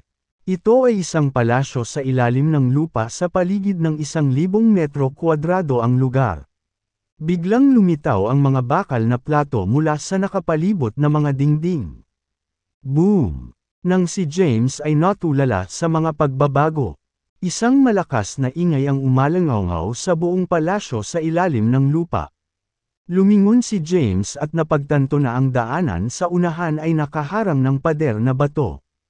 O hindi, sa sandaling iyon, masama ang pakiramdam ni James. Alam niyang mapupuno ng mga bitag ang lugar na ito. Gayunpaman, upang iligtas ang mga dinukot na martial artist at lipulin ang Gu sect. Dumating pa rin siya. Nagmamadali siyang umatras at nakipagkita kay Jackson at sa iba pa. Nakasuot ng malungkot na ekspresyon. Sinabi ni Jackson, ang daan pabalik ay naharang. Basag. Kabanata 15:15. Isang ingay ang umalangaw sa buong underground na palasyo. Anong ingay iyon? Nataranta ang lahat. Iniskan ng lahat ang kanilang paligid. Sa sandaling iyon, lumitaw ang maliliit na butas sa mga bakal na plato. Pagkatapos, isang kakaiba at hindi kanais-nais na amoy ang tumagos sa hangin. Dumilim ang mukha ni James habang sumisigaw. Hold your breath, everyone. Ito ay nakalalasong gas. Napabuntong hininga ang lahat. Hindi nagtagal. Napuno ng makamandag na gas ang buong palasyo sa ilalim ng lupa. Swish! Isang palaso ang pinaputok. Itinaas ni James ang kanyang kamay at nilalas ang Blade of Justice sa kanyang kamay. Natumpak na naglaslas sa paparating na arrow sa dalawa. Swish! Isang palaso, dalawang palaso, 10 palaso. Parami ng parami ang mga palaso mula sa lahat ng panig. Inilabas ng mga nakulong na martial artist ang kanilang mga espada at pinalihis ang mga arrow. Kahit na ang mga arrow ay nagpaputok sa napakabilis. Pinamamahalaang nilang tumugon sa oras at umiwas sa mga arrow. Kaya, hindi magawa ng mga arrow. Harapin ang anumang masamang pinsala sa kanila. Gayunpaman, sa sandaling iyon, Isang maliit na wire na bakal ang biglang dumating mula sa kung saan. Pagkatapos, ang mga wire na bakal ay nagsimulang tumama sa mga martial artist mula sa lahat ng panig sa napakabilis.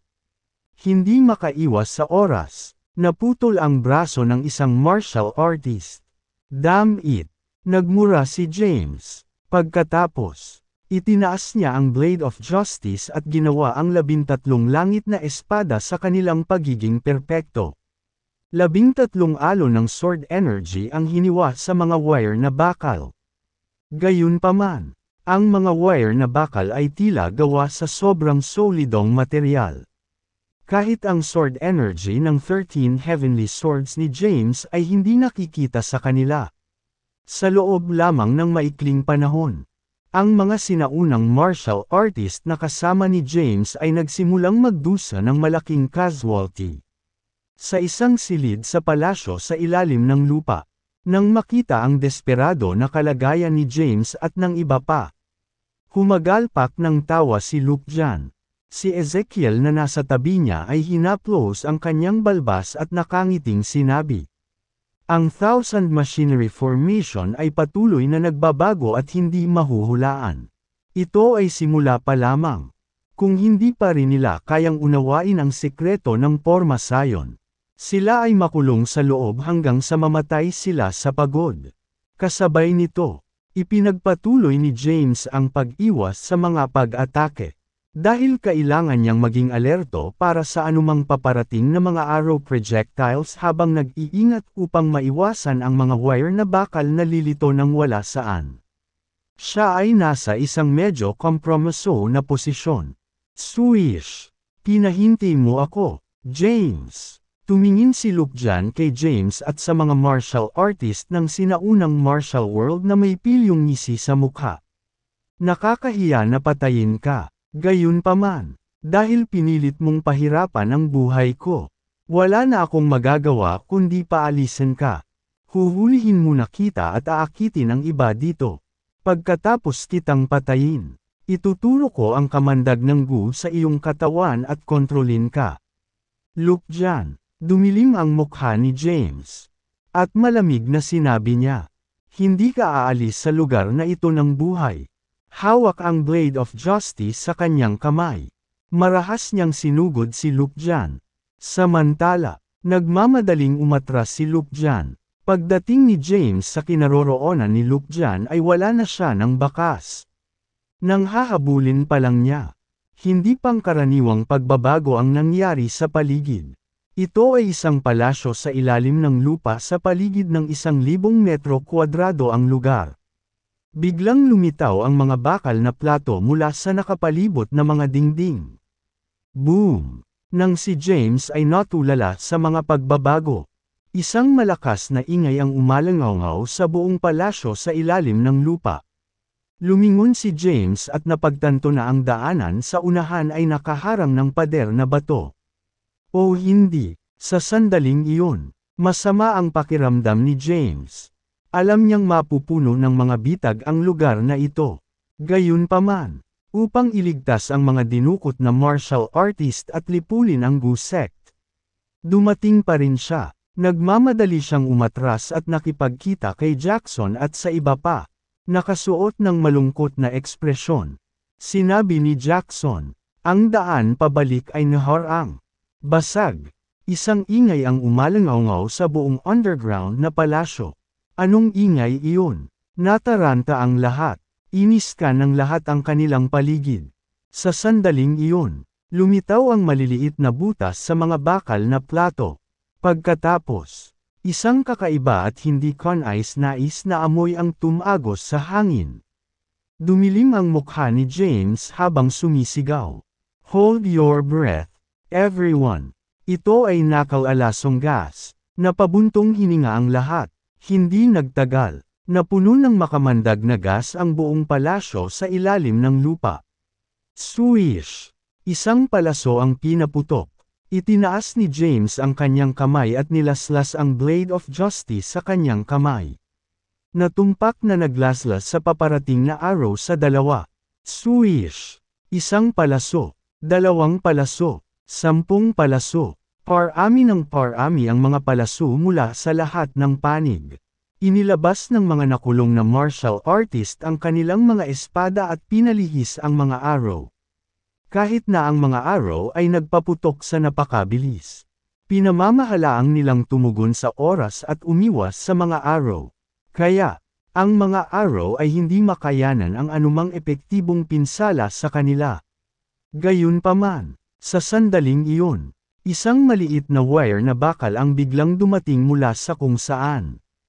Pagkatapos, ang mga wire na bakal ay nagsimulang tumama sa mga martial artist mula sa lahat ng panig sa napakabilis. Hindi makaiwas sa oras, naputol ang braso ng isang martial artist. Damn it! Nagmura si James. Pagkatapos, itinaas niya ang Blade of Justice at ginawa ang 13 langit na espada sa kanilang pagiging perpekto. 13 alon ng sword energy ang hiniwa sa mga wire na bakal. Gayunpaman, ang mga wire na bakal ay tila gawa sa sobrang solidong material. Kahit ang sword energy ng 13 heavenly swords ni James ay hindi makahiwas sa kanila. Sa loob lamang ng maikling panahon, ang mga sinaunang martial artist na kasama ni James ay nagsimulang magdusa ng malaking casualty. Sa isang silid sa palasyo sa ilalim ng lupa, nang makita ang desperado na kalagayan ni James at ng iba pa. Humagalpak ng tawa si Luke Jan. Si Ezekiel na nasa tabi niya ay hinaplos ang kanyang balbas at nakangiting sinabi. Ang Thousand Machinery Formation ay patuloy na nagbabago at hindi mahuhulaan. Ito ay simula pa lamang. Kung hindi pa rin nila kayang unawain ang sekreto ng Porma Sion, sila ay makulong sa loob hanggang sa mamatay sila sa pagod.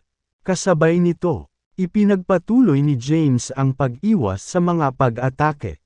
Dahil kailangan niyang maging alerto para sa anumang paparating na mga arrow projectiles habang nag-iingat upang maiwasan ang mga wire na bakal na lilito ng wala saan. Siya ay nasa isang medyo kompromiso na posisyon. Swish! Sumabog ang sword energy at tumama sa pader na bato sa di kalayuan. Gayunpaman, hindi nakayanan ng sword energy ni Hai ang anumang mabisang pinsala sa pader na bato. Habang si James ay abala sa pag-iwas sa mga projectiles, isang malaking web ang biglang nahulog mula sa itaas. Hindi makaiwas sa oras, isang sinaunang martial artist ang nahuli. Habang nagpupumiglas siya, lalong humigpit ang sapot, sa loob lamang ng maikling panahon. Siya ay ganap na hindi makakilos. Pagkatapos, lumitaw ang isang daanan sa ibaba niya. At nahulog siya sa kailaliman. Agad na isinara ang daanan pagkatapos. Di nagtagal. Parami ng parami ang mga sinaunang martial artist ang nakulong at nahulog sa kailaliman. James. Ito ang Thousand Machinery Formation. Mula sa malayo ang boses ni Jackson. Nang marinig ito, saglit na natigilan si James habang nagtanong. Ano ang Thousand Machinery Formation? Ito ay isang Porma Sion na nilikha ni Lazarus Zayden. Isang kilalang taktika at strategist ng panahon ng Tatlong Kaharian. Ito ay nilikha upang harapin ang napakalakas na martial artist. Sinasabi ng alamat na ang Porma Sion na ito ay may 1,000 iba't ibang anyo. Kahit na ang isang maalamat na martial artist ay makulong sa loob kung hindi niya malalaman ang sekreto sa likod ng pagbuo. Nabaling ang atensyon ni Jackson. Sa sandaling iyon, siya ay nahuli ng web. Bilang isang Grandmaster sa ikapitong ranggo, pinalakas niya ang true energy sa pag-asang makalaya. Ngunit kahit anong pilit niya, hindi gumagalaw ang web. Sa isang iglap, bumigay ang lupa sa ibaba niya. At nahulog din siya sa kailaliman. Ginoo, kabrol, walang kabuluhang sumugod si James sa kanya. Huli na siya. Sa sandaling iyon, siya lamang ang nananatili sa palasyo sa ilalim ng lupa. Nahuli na ang lahat. Damn it! Nagmura si James. Alam niyang mapupuno ng mga bitag ang lugar na ito. Gayunpaman, hindi niya inaasahan na ito ang nakakatakot na Thousand Machinery Formation. Anong gagawin ko? Nagpanik si James. Kabanata 15:16. Sa pagkabalisa ni James, lahat ng iba ay nahuli. Hindi lamang niya nabigo na iligtas ang mga dinukot na martial artist. Ngunit nawala rin ang lahat ng kanyang dinala. Mabilis niyang inilabas ang phone niya. Gayunpaman, bago siya makatawag ng tulong, isang bakal na wire ang agad na hiniwa ang kanyang telepono sa dalawa. Sa gulat, ibinagsak pa niya ang Blade of Justice sa lupa. Kaagad, bumigay ang daanan sa ilalim ng Blade of Justice at mabilis na isinara. Damn it all! Dumilim ang mukha ni James. Kaagad, nakatalyze niya ang Invincible Body CD. Ang kanyang balat ay naging tanso sa kulay. At ang isang kumikinang na tansong halo ay malabo na makikita na nagmumula sa kanyang katawan. Ito ay isang palatandaan ng napakalaking anyo ng Invincible Body CD. Sa sandaling iyon, ang true heavenly yang energy ni James ay dumaloy sa kanyang katawan at tumagos sa kanyang mga paa. Kumalabog, isang palaso ang tumama sa kanya, at isang malinaw na tunog ang maririnig. Kahit na ang palaso ay pinaputok ng napakalakas, hindi nito maarok ang Invincible Body CD ni James. Kasabay nito, nang makita si James' Invincible Body CD, tumayo si Luke Jan at napabulalas habang nakasuot ng malungkot na ekspresyon. Ano ito? Paano ito nakakatakot? Tumingin siya kay Ezekiel at nagtanong, mas marunong ka kaysa sa akin. Alam mo ba kung anong martial art ito? Napatitig si Ezekiel sa screen ng monitor. Ang Invincible Body CD. Maya-maya, binigkas niya ang mga katagang iyon. Ano iyon? Naguguluhang tanong ni Luke Jan. Hindi pa niya narinig ang martial art na ito. Ano ang Invincible Body CD?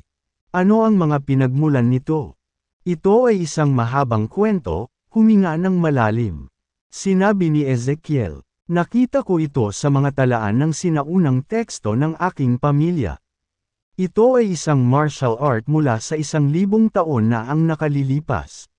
Nagmula ito mga 1,300 taon na ang nakalilipas. Sabihin mo sa akin ang higit pa tungkol dito. Nagpatuloy si Ezekiel. 1 milenyo ang nakalipas. Ang prinsipe ng Orchid Mountain ang pinakamakapangyarihang individual sa kanyang panahon. Gayunpaman, bago ang kanyang edad, mayroong isang walang laman. Isang walang laman. Naguguluhang tanong ni Luke Jan. Ano ang ibig mong sabihin? Ipinaliwanag ni Ezekiel. Ang panahon bago ang prinsipe ng Orchid Mountain ay isang maunlad. Mayroon pang ang 9th rank Grandmasters noong panahon na iyon. Gayunpaman, may nangyari at nagdulot ng kawalan. Sa loob ng 100 taon, walang makapangyarihang martial artist ang lumabas mula sa Martial Heaven Continent hanggang sa pagbangon ng Prince of Orchid Mountain. Narinig mo na ba ang tungkol sa pinuno ng prinsipe ng Orchid Mountain? Tinanong ni Luke Jan. Hindi. Sino siya? Paliwanag ni Ezekiel. Hindi ko rin alam ang pangalan niya. Ayon sa alamat, minsang ginabayan ng isang taong tinatawag na demonyo ang prinsipe ng bundok ng Orchid. Ang lalaking tinatawag na demon ay minsang ipinakita sa Medical Valley at parang may koneksyon dito. Ganyan ba kalakas ang demonyo? Siya ba ang nagpasa sa Invincible Body CD? Hindi. Umiling si Ezekiel at sinabing, ang signature martial art skill ng demon ay demonic breath habang ang kanyang martial art ay murderous energy. Sila ay nilikha ng demonyo upang kontrahin ang CD. Siguro ang tinutukoy mo ay ang Invincible Body CD ni James. Tumango si Ezekiel at nagpatuloy. Oo, samantala, ang lumikha ng Invincible Body CD ay isang makapangyarihang martial artist na sinanay sa sining ng medisina. Gayunpaman, ang mga kaganapang ito ay 1 milenyo ang nakalipas. Ang mga record ng Martial Heaven Continent sa sinaunang teksto ay nagsimula lamang mula sa panahon ng prinsipe ng bundok ng Orchid. Iilan lang ang nakakaalam ng nakaraan bago ang panahong iyon. Kabanata 15:17. Kung ito man ay ang Invincible Body CD o Murderous Energy. Sila ay nilikha ng mga figure na umiral bago ang panahon ng Prince of Orchid Mountain. Walang talaan ng mga ito sa sinaunang teksto. Kahit na ang mga Zaydan ay isang makapangyarihan at maimpluwensyang pamilya. Ang mga tala ay kakaunti at malayo sa pagitan. Hindi rin niya alam ang mga detalye. Huminga ng malalim. Nagpatuloy si Ezekiel. Kung tunay na natanggap ni James ang mana ng mga figure ng 1 milenyo na ang nakalipas. Tiyak na mayroon siyang tagapako sa kanya. Papako. Nawala sa pag-iisip si Luke Jan. Alam niyang may mga pilak na karayom si James na madalas niyang ginagamit. Ngunit hindi niya ito pinansin. Tinanong niya, ano ang crucifer? Hindi rin ako sigurado. Kung tutuusin. Nakita ko lang ang mga piraso at piraso ng impormasyon nito sa sinaunang teksto ng aking pamilya. Ang alam ko lang ay kaya nitong buhayin ang mga patay. Nang marinig ito, tumingin si Luke Jan kay James. Napilit na iniiwasan ang mga projectiles ng Thousand Machinery Formation. Pagkatapos, isang bakas ng kasakiman at katakawan ang bumungad sa kanyang mukha. Hindi ko inaasahan na magkakaroon siya ng napakaraming kayamanan sa kanyang pag-aari. Hindi pa ako papayag na mamatay siya. Kailangan ko siyang tanungin tungkol sa mga kayamanan na mayroon siya. Sa sandaling iyon, isang disipulo ng Gusect ang lumapit sa kanila na may dalang espada at lumuhod. Na nagsasabing, Sir, ito ang sandata ni James. Kinuha ni Luke Jan ang Blade of Justice at iwinagayway ito. Ito ay isang magandang espada. Sinabi ni Ezekiel, hayaan mo akong tingnan. Ibinigay sa kanya ni Luke Jan ang espada.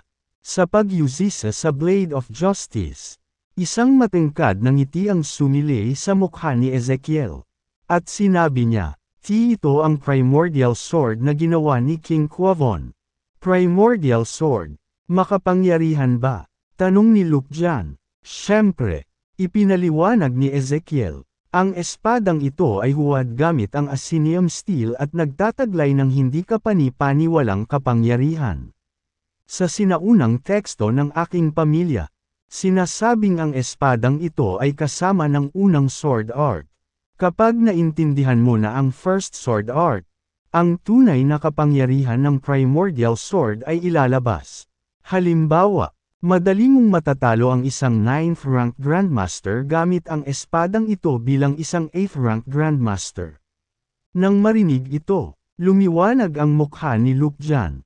Talaga, sinabi ni Ezekiel, ang impormasyong ito ay ipinasa ng aking mga ninuno. Hindi ko alam ang mga detalye sa aking sarili.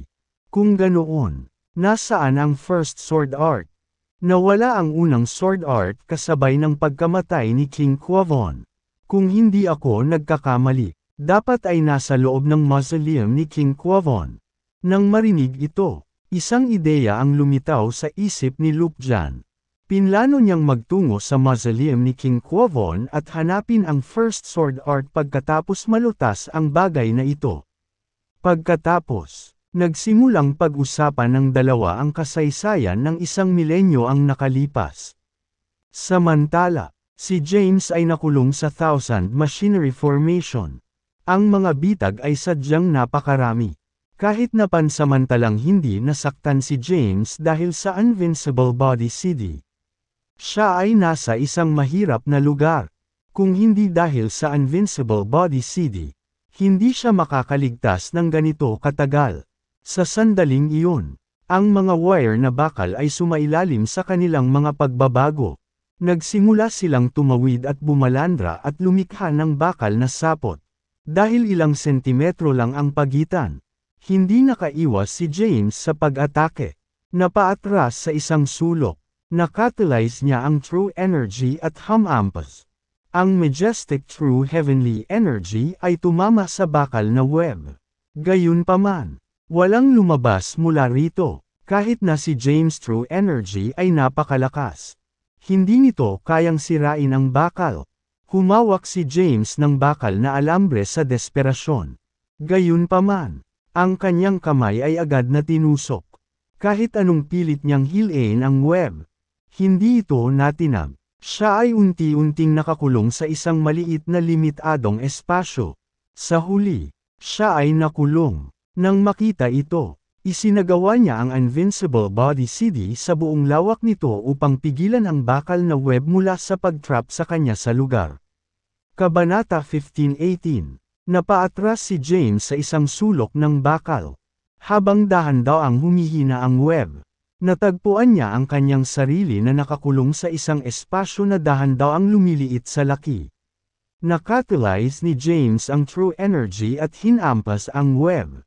Gayunpaman, ang web ay lubhang matibay. Matapos itulak palayo ng true energy ni James, dahan-dahan itong kumunat muli at kinulong si James sa loob.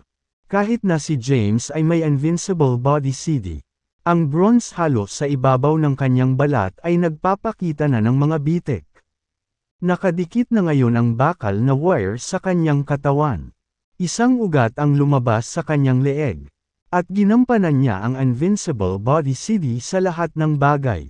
Gaano man kakaiba ang wire na bakal, hindi siya nito mabitag sa loob.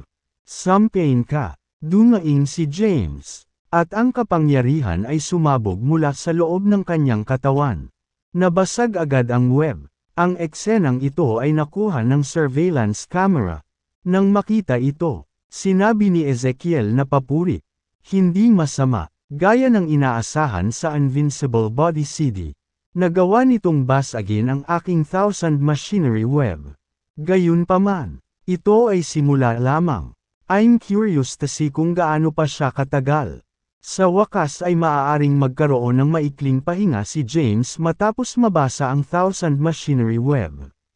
Pinunasan niya ang pawis sa noo at iniskan ang paligid. Napapaligiran siya ng mga pader na bato sa lahat ng panig. Dati, hindi niya kayang sirain ang mga ito kahit nagamit ang sword energy ng 13 heavenly swords. Walang naiintindihan si James tungkol sa magic circles o sa kanilang mga teorya at prinsipyo. Nag-iingat siyang tinungo ang nakakaharang na daanan. Pagkatapos, nakatulize niya ang true heavenly energy at tumama ng buong lakas.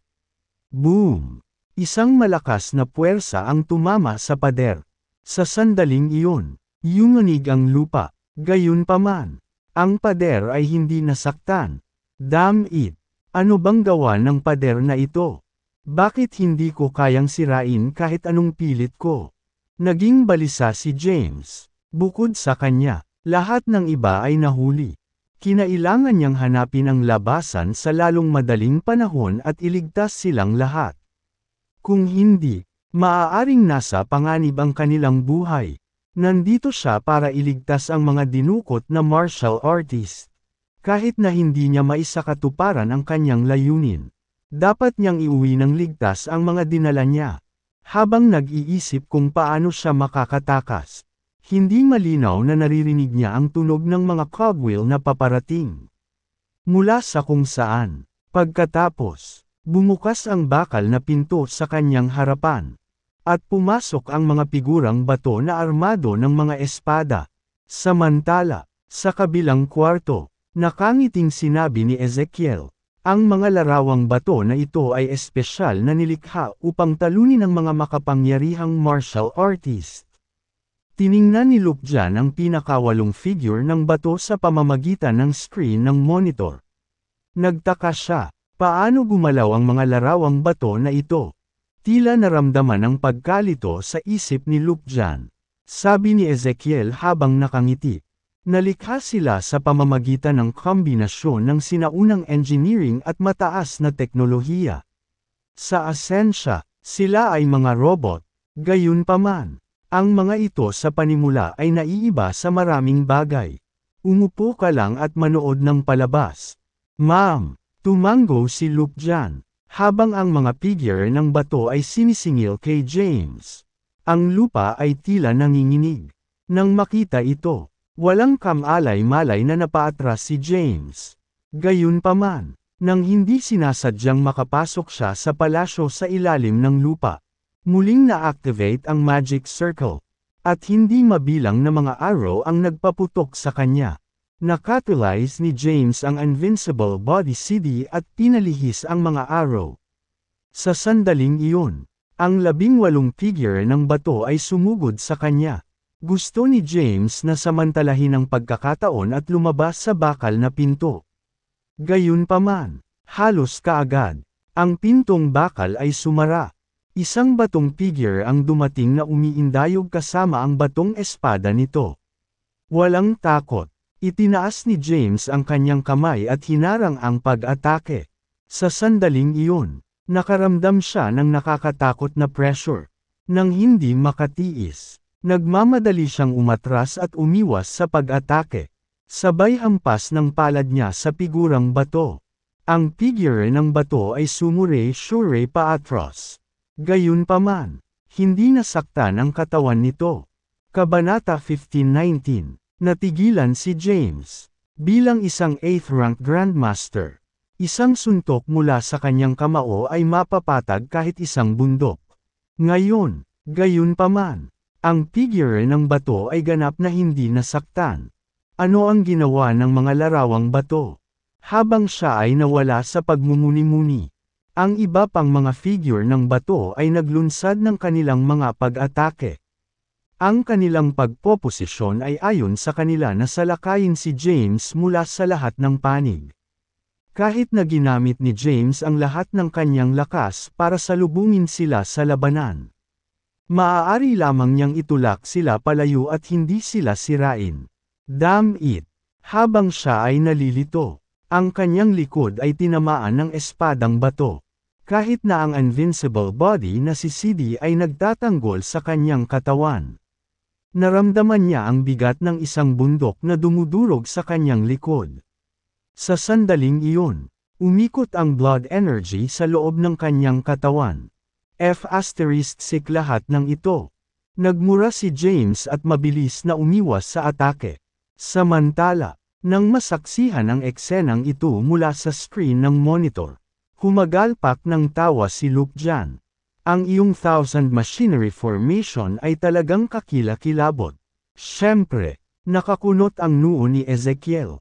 Sinabi ni Ezekiel, ito ay isang signature martial arts skill na ipinamana ng aking mga ninuno. Sa pamamagitan ng pagsasama-sama ng mataas na teknolohiya, ang lakas ng 1000 machinery formation ay umabot sa mas mataas na taas. Ito ang 18 Golems Formation. Isa sa mga pagbabago ng 1000 Machinery Formation. Kahit na matalo silang lahat ni James, mas maraming nakakatakot na naghihintay sa kanya sa likuran. Nakangiting sabi ni Luke Jan, kahit isang 8th rank Grandmaster ay walang pagkakataon laban dito. Umupo ka lang, magpahinga, at tamasahin ang palabas. Umupo na lang ang dalawa at nanunood ng palabas. Samantala, si James ay nasa isang nakamamatay na pakikibaka para sa kanyang buhay.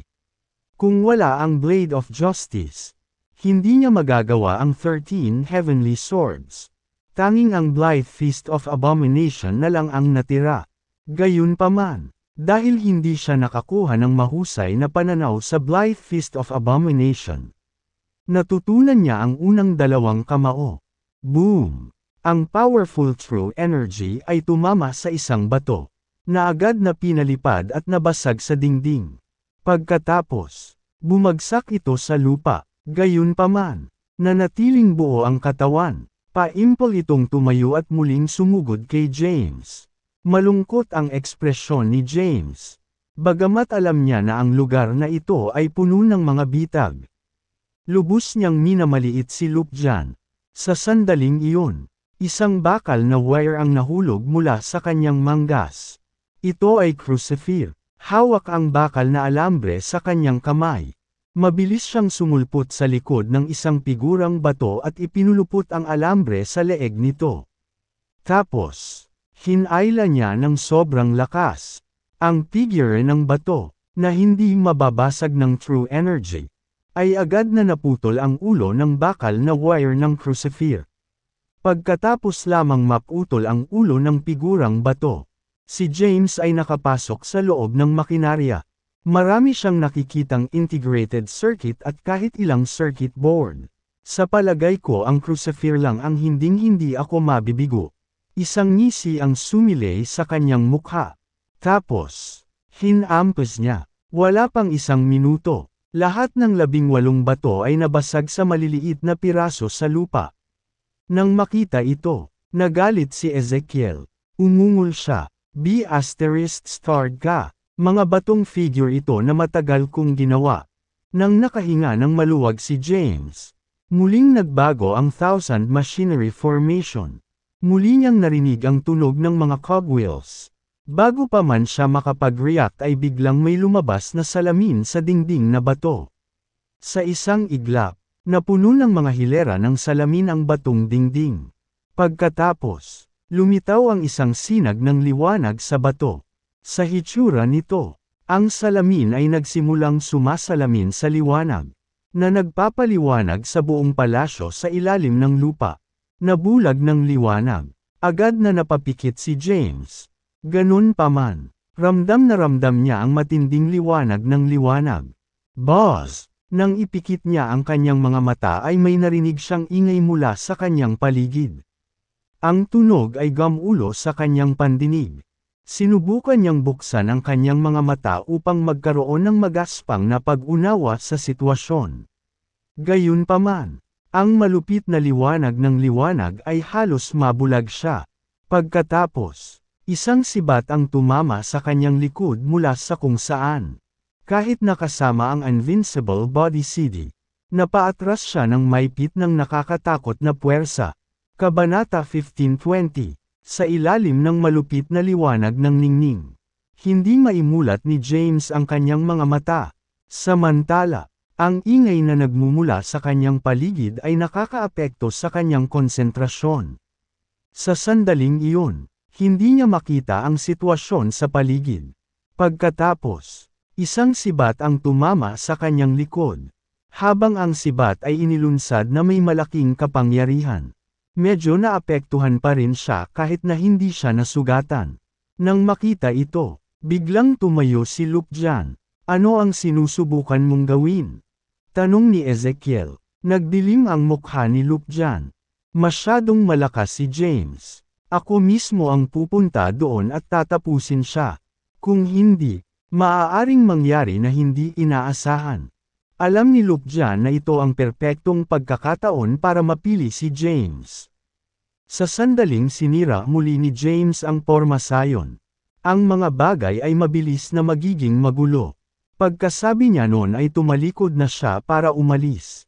Pagdating niya sa lugar na kinaroroonan ni James, nagsuot siya ng eye mask na maaaring hadlangan ng matinding liwanag ng liwanag. Sa sandaling iyon, pinag-iisipan ni James ang mga countermeasure habang sinusubukang iwasan ang mga projectiles. Ngayon, ang tanging opsyon na mayroon siya ay basagin ang mga salamin sa lalong madaling panahon.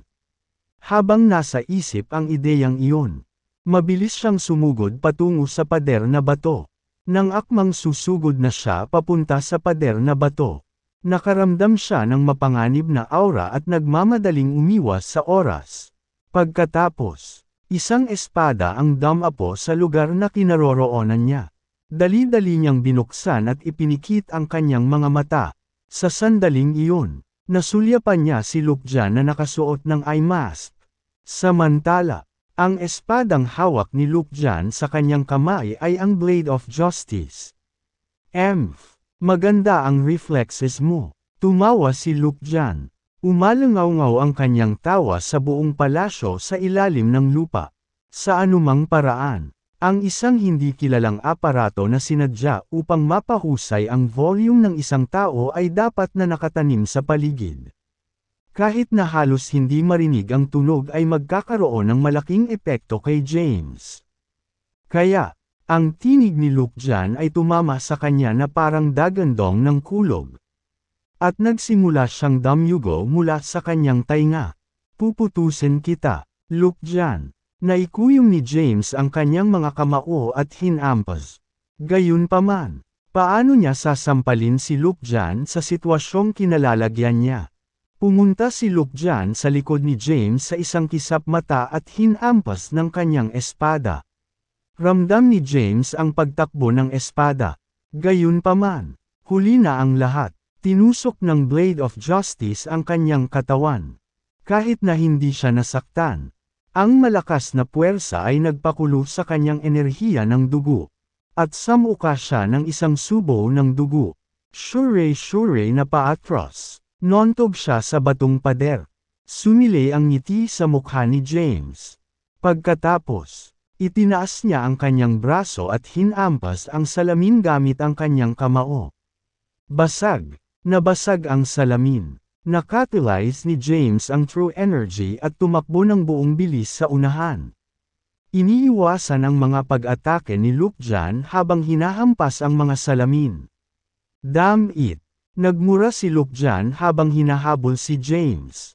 Ang bilis niya ay maihahambing kay James. Ang gusto lang ni James ay basagin ang mga salamin. Nang mawala na ang nakakasilaw na liwanag, kitang-kita niya ang kanyang paligid.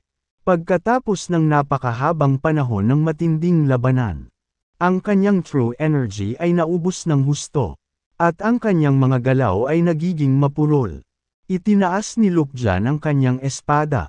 Si James ay maaaring nasa dulo ng espada. Nawasak na ang bronze halo na bumabalot sa kanyang katawan. Ang Blade of Justice ay nag-iwan lamang ng hindi matukoy na marka sa kanyang katawan. Gayunpaman, ang lakas ni Luke Jan ay napakalaki. Kahit na si James ay hindi nasaktan sa labas.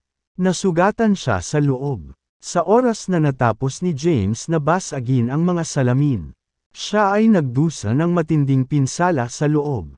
Sa pagkakataong iyon, iminulat niya ang kanyang mga mata at tumingin kay Luke Jan sa di kalayuan.